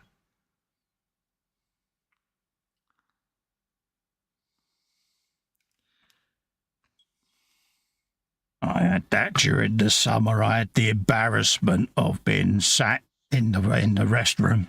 And I let an almighty go, and there was 2 kids out on the grass sat there, and I could hear them giggling away, and I was like, did you hear that noise? And then another one went, and there's like, there's a man in that room up there, and oh, did you hear that? And they was rolling around, creasing up, and I'm like, mortified. Yeah. But kind of proud in the same... Yeah, I was going to say, part of your brain's like, yeah, I made some kids laugh, so obviously I'm doing it right. Yeah. And of course, H ambled around the corner with the shopping. And they're like, hello, miss. Yeah, that bloke in that house has just done a real ripper. She's like, yeah, that's my husband. Proper grassed me up. But, good girl. Yeah, I felt like going outside and taking a bow, but I was like, no, that's going too far, Cole. So if you want more, I can sell tickets. Yeah, it's like, yeah, I'll be here all week. I'll be here all week. I remember once my friend Mark had come round. This is going back years, and we were both sat upstairs. I think we were playing on the Xbox or something. I was sat on a chair, and he was sat on the floor by the bedroom door, playing on the Xbox, and he just let rip this massive fart. This is upstairs. And then there was a pause, and this voice from downstairs went, who the hell was that? And it had just gone, like, rattled straight through the floorboards, and to Mum was the ceiling. Yeah. And she just heard this calamitous explosion from upstairs. She's like, who the hell was that? So I threw him under the bus straight away. Absolutely. Obs. I mean, the good thing, the proper thing would have been to lay claim to it, but... Yeah. I didn't.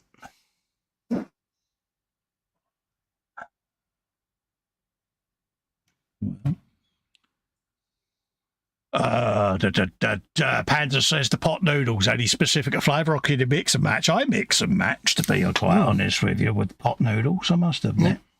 Well, for the effects that I had the other night, it was 1 red and 1 green, both with a hearty amount of Bertolli olive spread, big chunk of that dumped in, and instead of the sauces that come with them, they both had oodles of soy sauce and oodles of sweet chili sauce. Oh, right, yeah. And they gave me the most enormous big round farts. It was great. Okay, we'll change the subject now that the algorithm might pick up. Yeah. Never know with YouTube. Yeah. I seem to like hitting my monetization again at the moment. I would say it's not a hot topic, but You never know, do you? oh, mate, honestly, it's mad at the moment, dude. Not only that, there might be people sitting there that might be finding it offensive as well, so got to try and play nice.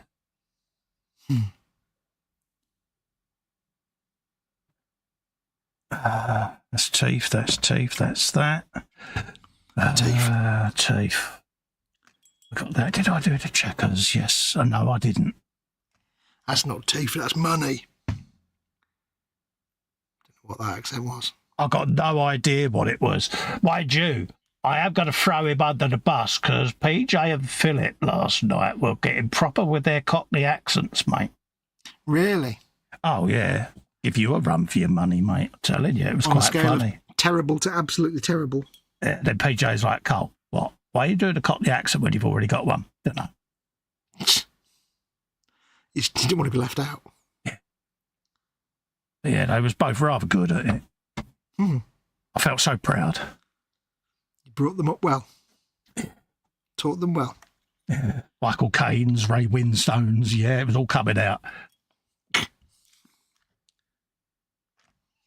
Well, no Dick Van Dyke. Part-timers. No. Amateurs. That's a true Cockney accent, obviously. Oh, it's so real, mate. It's a gold standard by which all should be measured. Oh, blimey, governor. A leading example, mate. Yep. Yeah, Mary Poppins. But yeah, he does a proper good Ray Winstone. I'll give him that. I can't think what Ray Winston sounds like in my head, off the top of my head. Ray Winstone. Funnily enough. I mean, I know what he sounds like, but I just can't remember it. So yeah, I was mightily impressed. Hey, Panzer, this is what happens, mate, when you're out of the loop for a little while, mate. I've turned them all into Cockneys, so you got to transform them back, mate, when you get back. I wish you luck with that one, mate. Yeah, challenge accepted.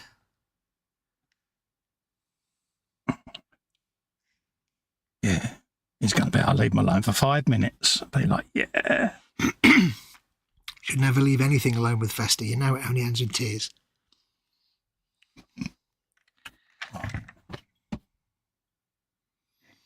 Got a big one in there, haven't we? So let's have you. Matron. You.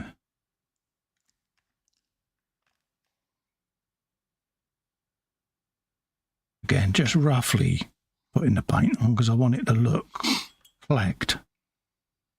Like I say, like Barry the Orc has just sponged it on with a paint squig. Yep. And let's remember, of course, in that painting procedure, the paint squig does not want to be there being the paint squig, so it's going to put up a fight. Exactly. So it's not going to be the neatest paint job, is it? Edward Leonard's in saying, hi, Colin and Fox, and all the chatty people. Glad to have you back. Oh, you hope you're doing well. Squishy alert. Squishy. Good to see you, Edward. Hope you're keeping well. Mm-hmm. Everyone's saying hello to Edward.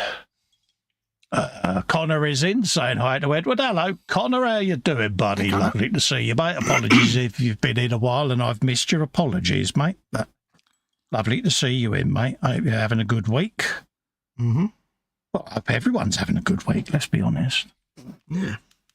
Well, apart from that one guy, but, you know, he knows who he is. He knows who he is. Do you know, painting the rubber tyres on these wheels is giving me flashbacks to being a kid and painting Tamiya tanks. Yeah. I always used to love painting the tyres on the tank wheels. Shoes or whatever they're called. See, I think there's something wrong with me, you know, because Panzer will be proud of this. I actually find putting tank tracks together very therapeutic. Individual track links, dude, I'm proper, yeah. You did enjoy doing them Sherman ones, didn't you? Yeah, I proper love it. It's like crazy fool. I need to get out more, don't I?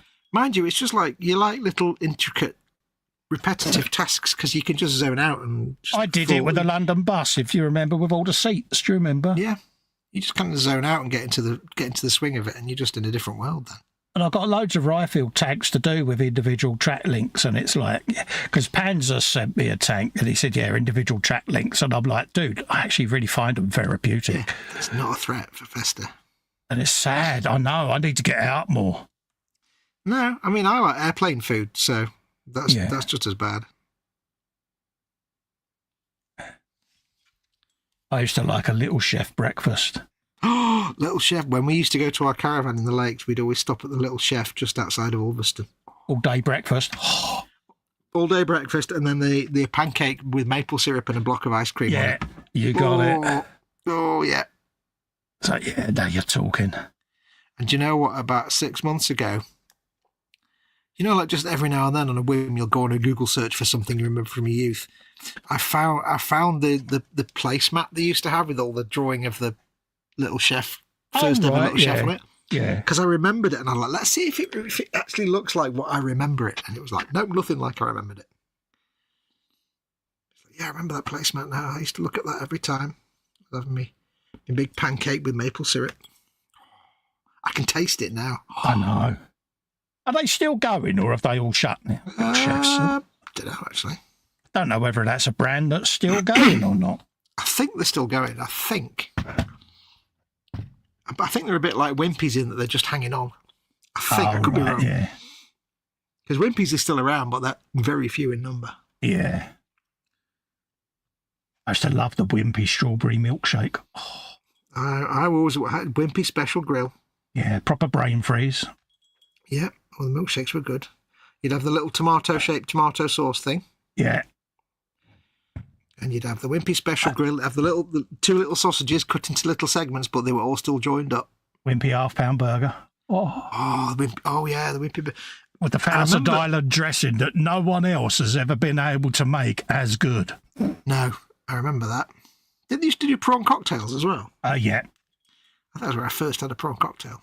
In a little glass. Yeah, that's it. In a poncy little flute glass. Yeah. Bit of lettuce. It was basically lettuce and prawn with some Thousand Island dressing. Yeah. But man, it was good. I remember about 20 years ago, I hadn't had a little chef, Wimpy, since I was about 10. Yeah. And about 20 years ago, my girlfriend at the time and I went bowling with her nephews. Yeah. Nephew and niece. And we went to some bowling alley in, I don't know, Ashton somewhere. And they had a Wimpy. Yeah. So they spent the entire evening bowling. I spent the entire evening just eating Wimpy burgers. I was like, yeah, you go and play bowls. I don't care now. I had like about 1,000 Wimpy. And man, I forgot how good they were. They tasted sweet. It's hard to explain, but they had a kind of sugary taste to the meat. It was so nice. And they tasted exactly the same as I remembered. Oh, they're divine, aren't they? It's like, imagine McDonald's, but with flavour and sugar all over it. That's a Wimpy burger. Yeah. It was my but preferred one. Mind you, I was partial to a Burger King double whopper back in the day as well. I miss Burger King. Yeah. Have they gone then? No, we have one here locally, and I used to get it all the time because it's much better than McDonald's. Yeah. But they moved, and the nearest one to us now is like Warrington, which is hundreds of miles away. So, at risk of going down the shrinkflation road, but have you all noticed how small a Big Mac's got? Yeah.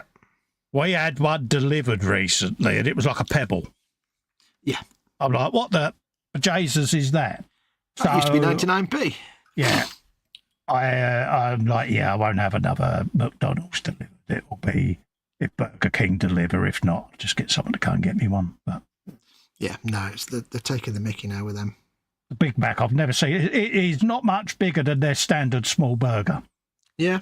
And it's like, They did a burger for the last 5 or 6 months. They've stopped doing it now, and it was called the Double Stack or something, was it? Or the Emperor? No? Yeah, it was something stack. It was the something stack. I know we're on the Philly cheese stack at the minute. Yeah. And it was really big, and it was really nice. And I'm like, this is what a quarter pounder or a Big Mac used to be like. Exactly. And I got one of them, and a Big Mac as a chaser. Yeah. And this Big Mac was like, it was a grain of rice. It was like, what is? Yeah. You've always got to have a burger chaser. Yeah, you have to have your big burger, a smaller burger, and then your fries. Yeah. And I don't know if it's just me, but the thing that I'm addicted to with McDonald's at the minute because I can't get Burger King. If I decide to have McDonald's delivered, it's not the food that I'm after. It's the Coke. It's the large Coke. I don't drink it. I drink the milkshakes. Yeah, I love the milkshakes. But it's the large Coke. I sit there and I look at the menu, and it's thinking about the large Coke that makes my mouth water. I don't know why. It's just syrup Coke. I don't know why. Used to always ask them at McDonald's, how do they get that cow in the milkshake machine? They just used to look at you and go, really? Really? Really? Is that where we are now? Is that what we're doing now? So I need to know this. This is things of which I need to be aware. I need to be informed of all of this type of thing. Yes. It's vitally important information. Thankless job. When I was a kid, I used to think that when you see people in a film, like in a Wild West film or something, get shot and die, they just got actors that wanted to die. Yeah. Because I didn't understand about blanks and fake. I was like, do they just have to find people that want to die, and is that how they make these? They're like, no, that's not how it works. So. Remember my mum with cash machines? God, I bet they get bored doing that all day. And you sit there, you're like, hold on a minute, did she just Mum, there's not a person sat in there, love, you do know that. Oh, all right then. Because, yeah, it's technology, isn't it? I mean, listening to her and Winnie talk about the internet now and how you can do hangouts with webcams, that fascinates them, because we've set them up in Zoom because, they know they're never going to meet up again in real life, so to speak. And yeah. So we set up a Zoom room for them so they can sit and just reminisce. And the first one was literally them going, oh, this weird. And Winnie looking around trying to figure out who's operating the webcam. It's like, once you explained from the technology, they both had that devoid expression of blankness. And it's like, glassy-eyed look. But yeah, you got this mid-90-year-old bint and mid-80-year-old bint doing Zoom hangouts. But it's what you do to keep their spirits up, isn't it? Yeah. And it's lovely. It's lovely to see them being able to enjoy that, to be quite honest with you. It's a transformative technology for people in their situation. It is, because I can remember listening to Mum and Win, we're probably never going to physically meet again. And this is two sisters that are close, but Mum can't travel now because, she's in end-of-life care now. And so it's like, it's a difficult one. And Win's got her oxygen tank. And so she's going to go on forever, she is. So, it was quite poignant listening to that conversation, whereas now they, when they're having good days, they can have a little Zoom chat. And it's lovely to see how much it lifts them both, and makes it all worthwhile. So, there are some good things that the internet is good for, and that is one of them. Yeah. Estranged family members. I've got friends in Australia that moved out there back in the 80s, and we kind of lost touch other than by letter, which took months and months and months. And suddenly you can just flick on a webcam and be chatting to your mate who's the other side of the planet, and it's great for that. It really is. What have we got? That over there. That's done. How are we looking? 1:35. Plenty of time. Wow. Yeah. That's gone fast again, hasn't it? It has, young Foxy Crikey Pox. McRiley. Festaculon. Let's have a bit of rubber on there. Painting me rubber bits. Are you really? Is it rubbery? It's rubbing. Yeah, anyone of a nervous disposition, get that image out of your heads now. Yeah. If you want me to carry on, obviously there's Festa After Hours. You can subscribe on OnlyFans. Yeah. We've often thought of doing a no-holds-barred patron stream, haven't we? Yeah, with the big swears and everything. But the problem is the last time we did one, which was back in the days of the treehouse, we kind of forgot ourselves when we next went live, didn't we? And because we had done all the grown-up talks in the no holds barred, we hit the live button, and it was halfway through, we were like, oh, yeah, this one's a regular one. We might need to calm down a bit. Yeah, this one's a moneymaker. Oh, yeah. Yeah, that's the one thing you can do with YouTube is if you just make it like non-monetized, you can do it to patrons and do swears and everything. Yeah. Talk about cucumbers if you want. Oh, it was quite funny, wasn't it? Mm-hmm. And it's like, you're safe because if the audience knows it's going to be a grown-up stream. They're all paying members anyway, so they're all adults. Yeah. Fair warning in advance. So if you were offended by that, you wouldn't be watching it. Exactly.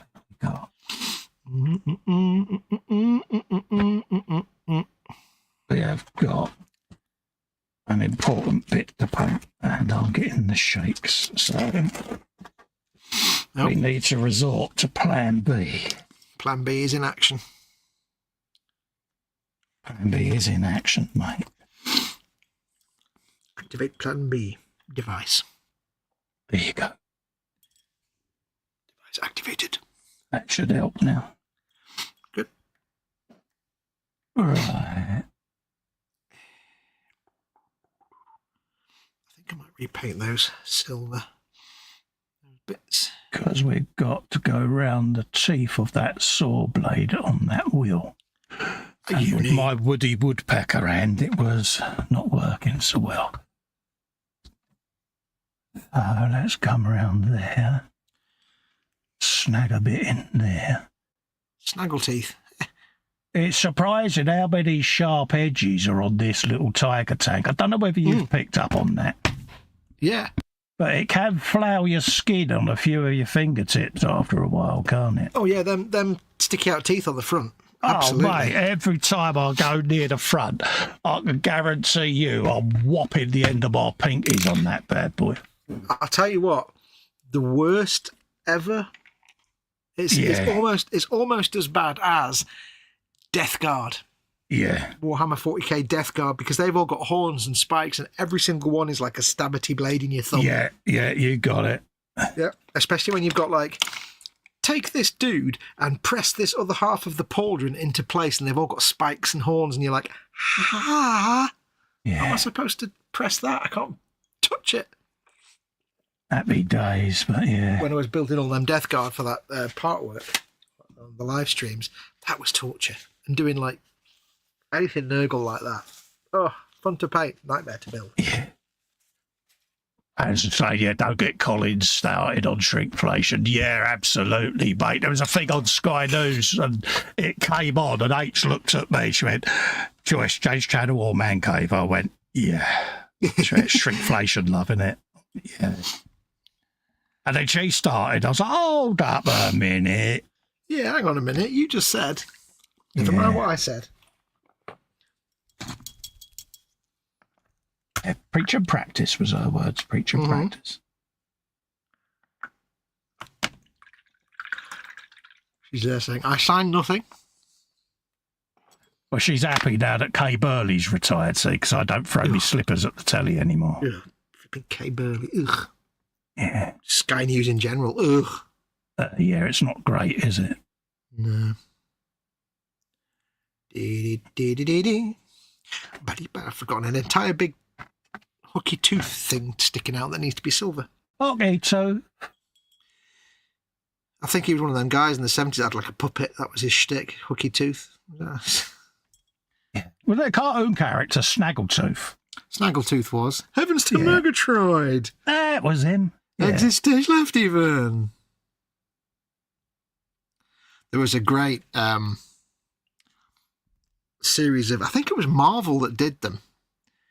They took like classic Hanna-Barbera characters. Yeah. And did like one-off little graphic novels as if the characters were actually played by an actor. So like, for example, so like Snaggletooth was played by this actor who was Snaggletooth, the big pink cat. And in the graphic novel, he was like, it was very adult. So, and it was just really good because it was like seeing these like Hanna-Barbera characters, but in an adult storyline with like swearing and stuff and other things. And it was great. It was like great. And they made sure, of course, Snaggletooth, the actor that played Snaggletooth, the actor, the animal, it was as camp as you can get because of course he was. And it was like, they've just got it spot on.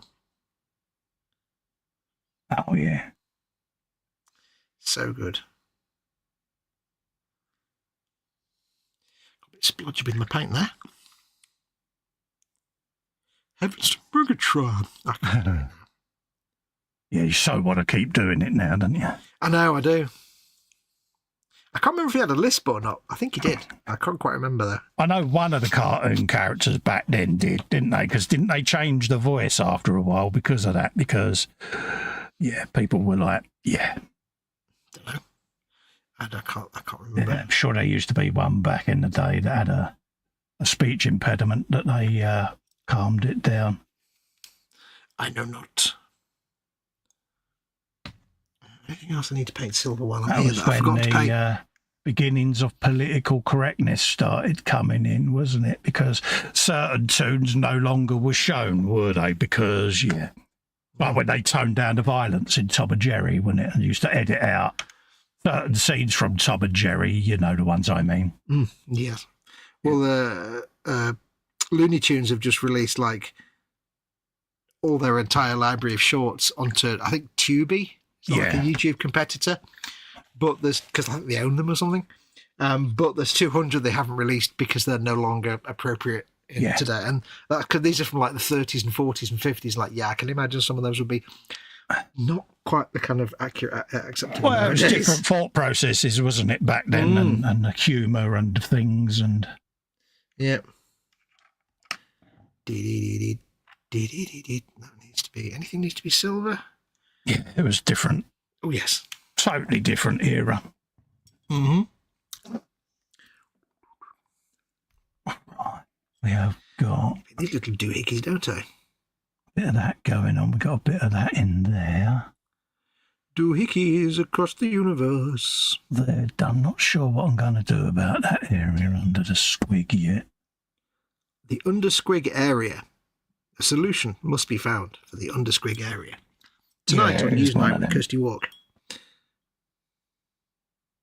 My dad had a crush on Kirsty Walk.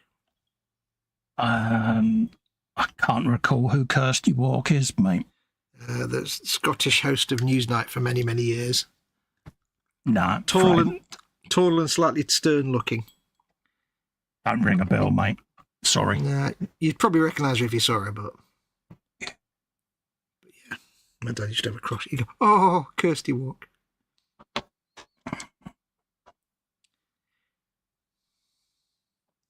Because she was a Scottish lady, and he was from Glasgow.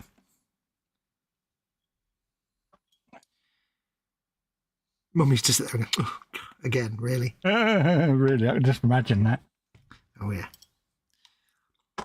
H seems to do that every time Kira comes on the telly. Oh, God. Yeah, I don't understand why she doesn't, you know. Well, don't you diss Nerys? Yeah, don't even think about dissing Nerys. Yeah, I think it's when I bought her the nose wrinkles. It's like, yeah, you're going too far now, love. I hope you didn't throw me under the bus and tell him it was that I suggested it. Yeah. So, damn it, I'll send back the intendant Kira outfit then. She's like, well, actually, wait. But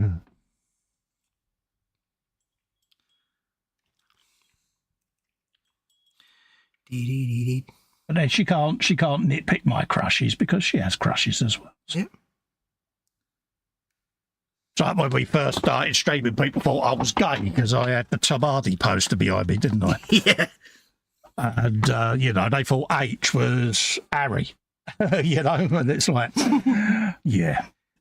And when I said, H, and someone asked me one night, what's the H stand for? I said, Helen, my wife. Oh.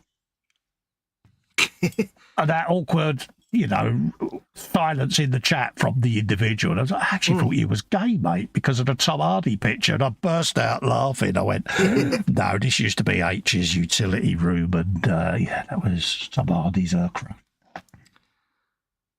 Yeah, it was quite funny. Way back when I first started streaming. Hundreds of years ago. Many moons ago. We were ago. all young and naive back in those days. Yeah.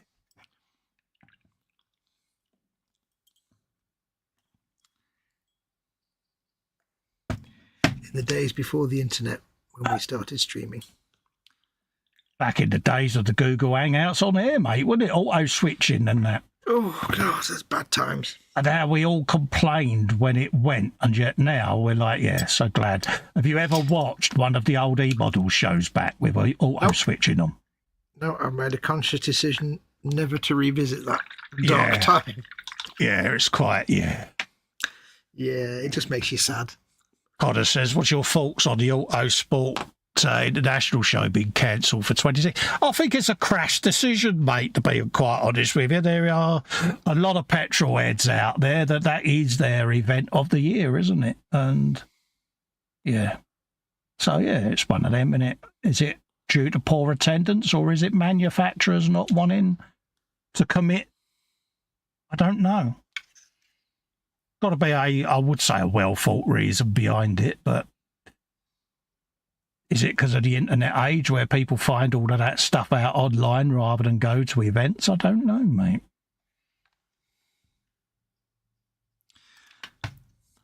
I mean, it's ironic because when the streaming age came along with music and that, everyone thought live music events would disappear, didn't they? And they're still going. How they are with some of the pricing they charge, I don't know, but it's like when ebooks and stuff started, people were like, nobody's ever going to buy books again, or nobody will buy newspapers anymore because the digital press will take over. It's like, yeah, they didn't. Yeah, the whole Kindle thing, wasn't it? And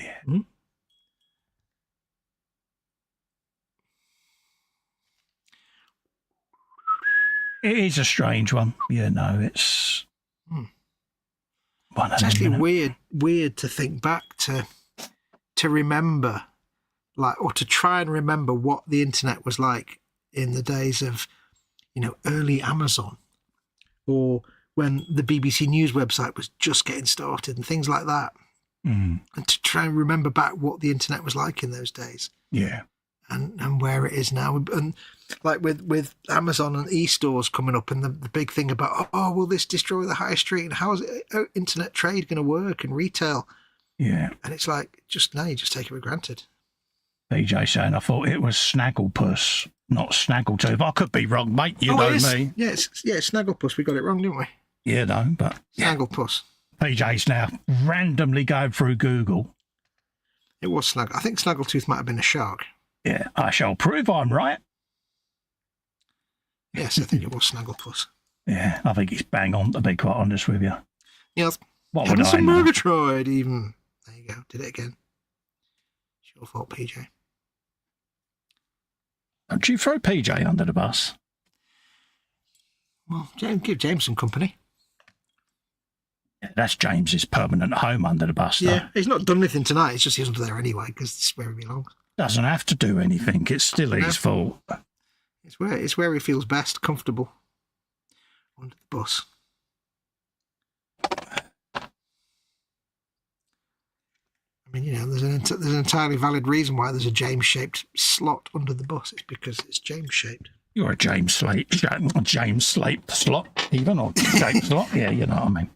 Checkmate in 3. Right, how's the Harry? 149. Yeah, we're doing all. Yes. We'll finish this bit. He says, I missed the dial-up sounds. Yeah. That and the wife shouting upstairs, can you get off the internet, love? Only me bum's about to ring. And you're thinking, I'd be asking the other way around, to be honest. Yeah. Yeah, that dial-up sound. You can remember when you used to buy a PC, you had to install a sound card and a 56k fax modem. Yep. It was all afterthoughts, wasn't it? I remember, listening to the GameSpot hotspot, which was all of 40 minutes back in them days, in the early days of podcasts, and having to sit there and press and load the page up and press play and pause, and then just leave it for 45 minutes while it actually downloaded it. So then, because otherwise it would just play a little bit, stop, play a little bit, and I'm like, you know what, I'll just let it. If you remember all those Shockwave Flash websites loading hit counters and glowy buttons, and remember them? I had one. Yeah. Yeah, we built a website. It was for a interactive graphic novel that we got about 3 pages in, and that was all Shockwave Flash. You go back on the Wayback Machine now, it's just invisible buttons because there's nothing there. Yeah, it's gone, isn't it? Shockwave Flash. Yeah. I'm just going to get some water for cleaning my brushes. Yeah, no worries. Back in the day, eh? Surprising that, like you say, how advanced the internet has become since we've all been streaming, and that it is surprising. I think it's a great technology. I really do. I think it has brought so much to people. But like I say, my situation, you know, I'm housebound, so this is my social networking, and yeah, it is absolutely a life changer. It really is. Not just for me. I think there's a lot of people like that are in a similar situation, you know, but it does enable you to keep in touch with people in real time, face to face, and it's fascinating. A wonderful thing. So I'm all for it. What's that? The internet, you know. When, oh, yeah. You know, when people, you hear people bemoaning the internet, don't you? And it's like, yeah, but it has got some really good positives, you know. So could not exist without the internet now. It just would not happen. I'm saying about the whole social networking, it's just, yeah. I mean, social media I could live without, but everything else, absolutely. Yeah, the only social media I involve myself with is the group. Yep. Rarely, if at all, now use my own profile. It's like, oh God, no! I never use my Facebook for anything now other than this. I still find it fascinating seeing people annoying stay in the studio prompt. Sorry about that, folks. Nope.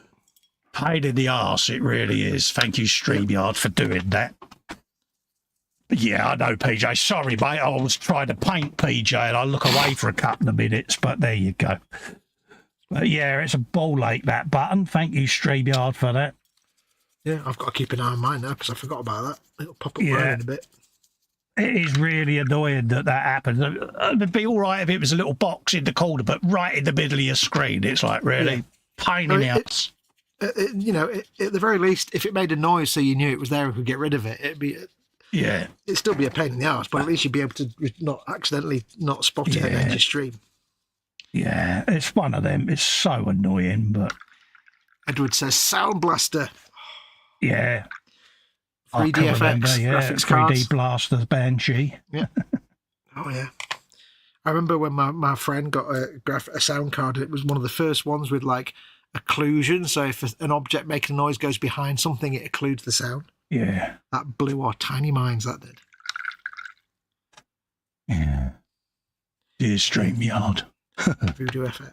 They never responded to that email, by the way. No. There's a surprise. Yep. Did we expect anything different from them? No.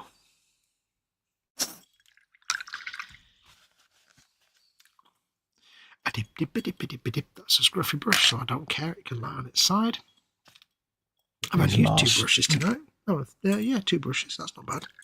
Let's do these last few stripes on these. Edward says, I've had a real computer since the beginning of the 90s. IBM 486. The other earlier ones didn't count.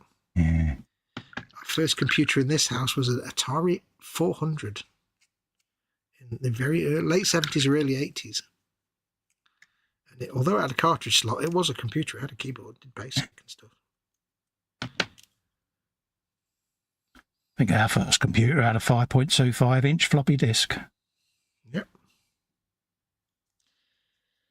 I've just had to clear out a room here, and in that room was one of our old early 90s computers, and that had didn't have a 5-inch floppy, it had a normal 3.5-inch floppy. Yeah. But I, out of curiosity, it's not been turned on for like, I don't know, 20 years, 10, 15, 20 years. Turned it on, started up perfectly. Yeah. Windows 95, I think it was. Yeah.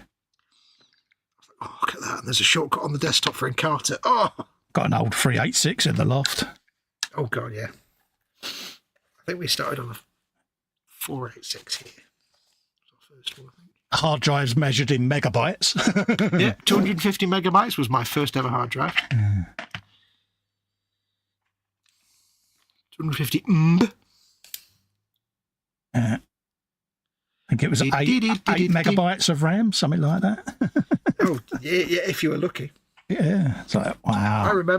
I remember getting my Amiga at the late 80s, And I actually bought the upgrade kit to take it from 512 RAM to a whole meg of RAM. Yeah. Back in the day. A whole megabyte of RAM. And now you get like 4 terabytes of memory in a chewing gum stick. It's just yeah. It's mad, isn't it? Yep. And it costs about the same as the computer did back in, back 1992. Yeah. Oh, excuse me. Oh, it's surprising how the advances have gone on, isn't it? Even since we've been streaming and that, and computers have gone beyond what we thought they ever would. It sometimes strikes me that we've almost lived completely through a revolution. Like you had the agricultural revolution, you had the industrial revolution. We've almost lived through the entire electronic revolution, whatever you want to call it, the electronic revolution. Oh, yeah. It started, obviously, a little before us. So we're talking like early to mid-60s, which is a little before us. But for most of it, we've been around through most of the entire computer revolution. I can remember Raymond Baxter on Tomorrow's World saying, "We will all have one of these in our houses one day." And he stood in front of a wardrobe-sized computer with the big old reel-to-reel tape drives on it.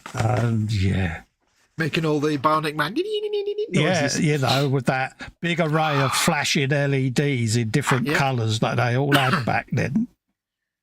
Well, that's the thing. I mean, we've not been here for the entire technological revolution, but we've been here for the entirety of the computer revolution. Because we were little when like home computers came in. Yeah. And we have lived through the entirety of the video game era. Yeah. That's one thing we can say. We were here before video games even existed. In a Tone 10 in one. Yeah, but what was it? A TV Master, or whatever it was called. Yeah. Or was yours Orange and Black by any chance? Orange and Black, yeah. Yeah, squash, American football. The shooting game with the big cross. And if you wanted to go into hard mode, it made the cross thin. Yeah. Yeah, we had that Binatone as well. That was our first. Used to play it on this little black and white portable TV from the 60s that had the turny dials for the channels looked like something off the tail lights of an old 57 Chevy with all like the rings and the sticky out bit. And totally pointless. Oh, yes. I remember the adverts for it. The Binatone 10-in-1 gaming system. Revolution. So it's actually a thing of pride to say we've lived through the entire video game era. Oh, yeah. I was having a conversation with someone the other day on a forum. And it was quite funny because they were trying to make out that they knew what they were talking about something, gaming-wise. Oh, you put them right then, no doubt. Well, no, they were going on and on, but they were like being really arrogant and aggressive about it. And everybody in the conversation was like, oh, "This guy's an idiot." At what point did you use that phrase? I'm a guru, No, but at one point I just had to say, I've been gaming since like 1973. Yeah. So you can't tell me what's going on. And everybody else in the conversation was kind of the same. They were like, "This guy was an idiot." Yeah. He's like, he's been around for 5 minutes and he thinks he knows everything. And it's like, no, you don't. Bless him. My name is Fox and I am a gaming god. I know everything because I've been here for it all. Yeah. It shuts him up, though. Oh, you're so funny. So predictable. Well, he was kind of trying to explain to me how things were in the 70s and 80s. I'm like, yeah, you're not old enough, mate. You got your bag of rivets out, didn't you? Come on, fess up. I did. Well, it's like, it'd be like me trying to explain to you how to make a custom motorbike. And I'd be like, no, what you're doing is wrong. Yeah, I know, but... And you'd be like, no. See, I mock Fox, you might have noticed this, but I mock him for going in what I call call centre mode. Yeah. Because he does it, and he does it with me all the time, and if I'm honest, it could drive me absolutely nuts. But it's just how he is, and it's like, dude, you're kind of telling me how to suck eggs. I'm not 5, It's like, yeah. Well, the thing is, when somebody's asking for it, then they're going to get it. Yeah, it's quite funny. But yeah, he goes into call centre mode, as I call it. When it's deserved, it's deserved. Absolutely. Right, so there you go, folks. That is us done and dusted. Let's have a quick scoot up in the chat there. He says, I'm a student, says Connor. I spend a lot of time online, but I still but the magazines because there's something special about them just to look back at. Yeah, I mean, I spend obviously time in here doing this and that, but also I use the Zoom and all of that lot. For medical, I can do a Zoom meeting with me MS and diabetes nurse quite happily through me surgery. The only ones I can't do is hospital because you've got to go there and have all the tests and that. But 90% of my medical I can do through a Zoom conference, which is great because it saves me having to go out into the real world and put my health at risk. So yeah, where the graphics are rubbish. Absolutely. Edward says, Wile E. Coyote isn't funny if you don't see him blowing himself up. Yeah, that and falling down that cliff with the big doe eyes. It's like, yeah. Yoink, yoink. Edward says Amiga stuff was pretty useless. You could put the internet and load 12 floppy disks to play King's Quest. That's the first computer. I can remember getting Microsoft Access to, and I think it was 20 floppy disks? And I also had Netscape Navigator on floppy disk as well. I remember trying to play Space Ace and Dragon's Lair on Amiga, you know, the animated Don Bluth video game, arcade game. And that was like, it's like 50 discs because you'd literally put the disc in it and load that sequence and you press the button. Well, you'd come in from school, you would load the tape drive into your Commodore C64, you'd go down, you'd have your dinner whilst watching Blue Peter and a cup of tea, and you'd come up and the game was just about to load the Hello World type screen, you know, and it's like, yeah, but that's what it was back then. Same with the Spectrum. My first gaming was DOS games. You are in a room and on your left is a table. You know, and off you'd go, typing in your little instruction. Yeah, so, Connor's off to cry about the Liverpool result. PJ says, great seam chat. See you on the Friday Frolic and the Modeller's Night Show. Blah, blah, shameless plug. Yeah, by all means, PJ, do a plug, mate. Bung a link in, mate. I'll let you do that, you know, because he's not going to spam it with 50 million links. So, yeah, bung a link into the Friday, because I do believe you're doing it this week, because it's Telford the week after, if I remember rightly. He did tell me yesterday, but I can't remember. I've slept since then. Had a PJ's first own computer was an Acorn, followed a year later by the BBC B. Was it the BBC Micron back in the day as well? Yeah, Do you remember BBC them? Micro Model B. Yeah, I remember being in primary school and they had a load of BBCs playing King's Quest on the BBC Model B. What was the one that had the instructions that you loaded in the front with the cards? Do you remember that? It was like it was almost like an A5 piece of card that you popped in and it loaded whatever was on that card. I'm sure it had little holes in it or some kind of, was it like a film like the back of a bank card or whatever? It just read what it was off of that. I can't remember what it was. Sounds familiar. Yeah. I was insanely jealous that my friend bought, about 10 years ago, my friend bought a fully working Vectrex machine. Yeah. I want one of them. Can't remember whether it wasn't an Apple Lisa, was it? Because no, they was the all-in-one little bulbous screen that you built yourself, weren't they? Yeah. It sounds familiar, but I can't think what it was. Yeah, I can't remember the name of it, but yeah. It could have been one of them early ones where it was just a box with some lights on it. That sounds like something that was early. But it almost like it just read what was on the card, a bit like a blind person reading Braille, except for it was in reverse. It was like indentations. And I'm sure there was a screen or a film along the top that it obviously read whatever was on it. But yeah, I can't remember what it was called now. Could be thinking of something completely different, but it sounds familiar. It does sound familiar. So anyway, folks, that's what I've done tonight. I literally, probably you can't really notice what I've done if I'm honest, but I've just been going around picking out finite little glyphs and details around the model there. Started the wheels, a bit of rubber on there, done underneath me cannon there. I've done some of the top plates, as you can see there.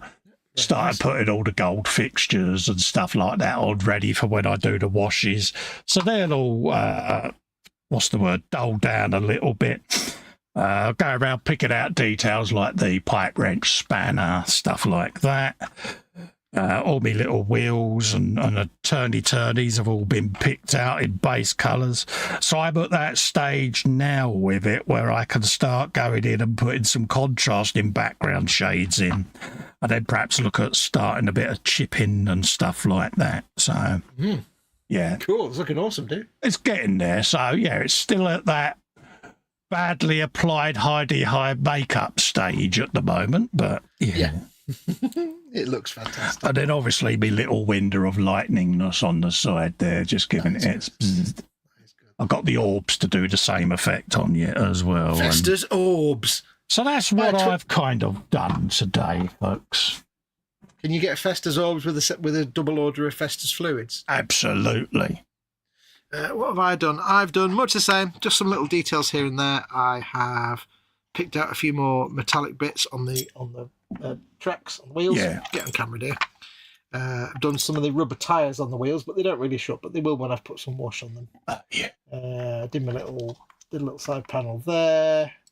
And I did some more detailing, some yellow details on the turret. Yes. So that's kind of what I've done. Not a lot. And I picked up me black tubes and pipes and things all over. Yeah. I've got to paint the little... I've not painted me twisty-turny wheels yet on there, but I've painted all the back pipes and stuff. Yeah, I've still got my Canon thing to do. I've got to do all my diamond plate as well yet. I've not done any of that yet because I've got to do the interior roof. Yeah. It's just black at the minute. The diamond plate, I'm going to do just some Agrax earthy type washes and sort of very thin down diluted shades just to give them some dirt look, because they're not going to be rusty. No. A couple little details, and then I can crack on with enamels and things like that then. Yeah. Yeah, I've got the underside to do as well, all the exhausts and stuff like that, plus the interior part on the rear. I've started it, but not completed anything, so I've got all the internal panels, turdy stuff to do on that. So you've got to do your seamy underbelly. Yeah, so it's at that stage of the build, but it's coming together. And then obviously there's a few areas that could have a little highlight here and there and contrast in colour just to give it a little bit of pizzazz. It's tricky to look at it now, though, isn't it? With it all being some bright colours, because your brain's going, it's all bright. That was literally what I was about to say, but I stupidly paused for a breath again, and you just went straight in there. So, you said it for me, mate. So, yeah, all of that lot still to do, as well as obviously chipping and wear and tear and detritus where they've been walking all over it. And then, of course, we've got all the figures to paint yet, the squigs and all of that. So there's quite a bit still to do on them. It's tiny painting, that is. Absolutely. But isn't it funny how we was both talking about our squig-offs that we're starting the assembly, and literally Edward was straight in the chat. It's like, man, it's almost like he's got a button. He's got some kind of special Google alert that listens to live streams. Yeah, absolutely. If we say Widgie suddenly appears as well, I don't know what kind of alert he's got set up, but if we say Widgie appears. Yeah, absolutely. There's a link there, folks. Don't forget the Modeller's Friday Night Live Halloween show, 31st of October at 7 p.m. UK. Join us and join the fun. There's a link, and that's for Roland, PJ, and the rest of the gang. Apparently, PJ Panzer's coming in wearing the hot pants. They are in the jiffy bag being posted to him, and he's going to be dressed as a pumpkin. When he wears the hot pants, you get a little squeaking noise as he walks. Yeah, he's got there a diamante boob tube, and he's going to sit there going. Wait, has he got cone boobs? Yeah, cone bra. Well, apparently he's the only bloke I know. He can spin the tassels in opposing directions like a car wash. Hey, now that is a skill. That's a skill. That's a marketable skill. That. Yeah, and he dances to Britney Spears. Oops, I did it again. If you've not got much money, he'll dance to S Club 7. Yeah, that's now got an image in everyone's heads, isn't it? Sorry about James that. James got so much going on in his head right now, hasn't he? So absolutely. So apologies for putting that in your retinas, folks. If it's in mine, it's going to be in yours. His apology is not sincere. He does not. Absolutely. So again, big thanks for coming in and keeping us all company. PJ says, I hate all of you. He loves us, really. And it's, as Kenny Everett would say, as Cupid stunts, it's all done in the best possible taste. Absolutely. That's an image now, isn't it? PJ doing... No, let's not do that. So we're going to leave it there, folks. Big thanks for coming in and keeping us two pilchards company. Lovely to see you all. I look forward to seeing you again on the Friday Frolic at midnight on this channel, of course, with the Guru. You should be streaming Friday morning doing your gaming goodness. All being well, should do some Stalker, yeah. So we'll be frantically rushing to do a level of Stalker tomorrow night, so he looks good Friday as an informative gaming card. Gotcha. No. So until then, we will catch up with you later. Edwards quickly said, my wife says I have some kind of ultra thing because I do all kinds of things that amaze her because she was thinking about that. There you go. It's deja vu, mate, isn't it? Yeah, it's deja vu all over again. Absolutely. So stay safe and well, folks. Thanks for joining me and Fox. We really do appreciate your company. I know we say it every time, but we do mean it. That's because we mean it. Stay safe and well. Look after yourselves. Bye-bye for now.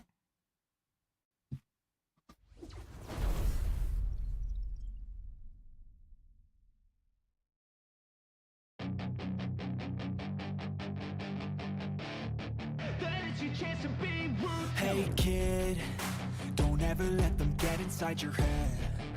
They'll tell you what to do in life instead of everything you know that you could get. Don't let them guide your life towards regret. I'll fight for what I love with every breath. My past is filled with things I won't forget. I use them all to push me to my best. So treat the worst of times just like a test. If only I could go back in time, I'd tell myself that everything will end up alright. Just push yourself, test yourself, figure out what you like, and find your limits, don't be rigid, always work towards a prime. Surround yourself with open minds, people can change your life. A few friends with intent can help you feel alive. Find a passion, take some action, and with a little time, just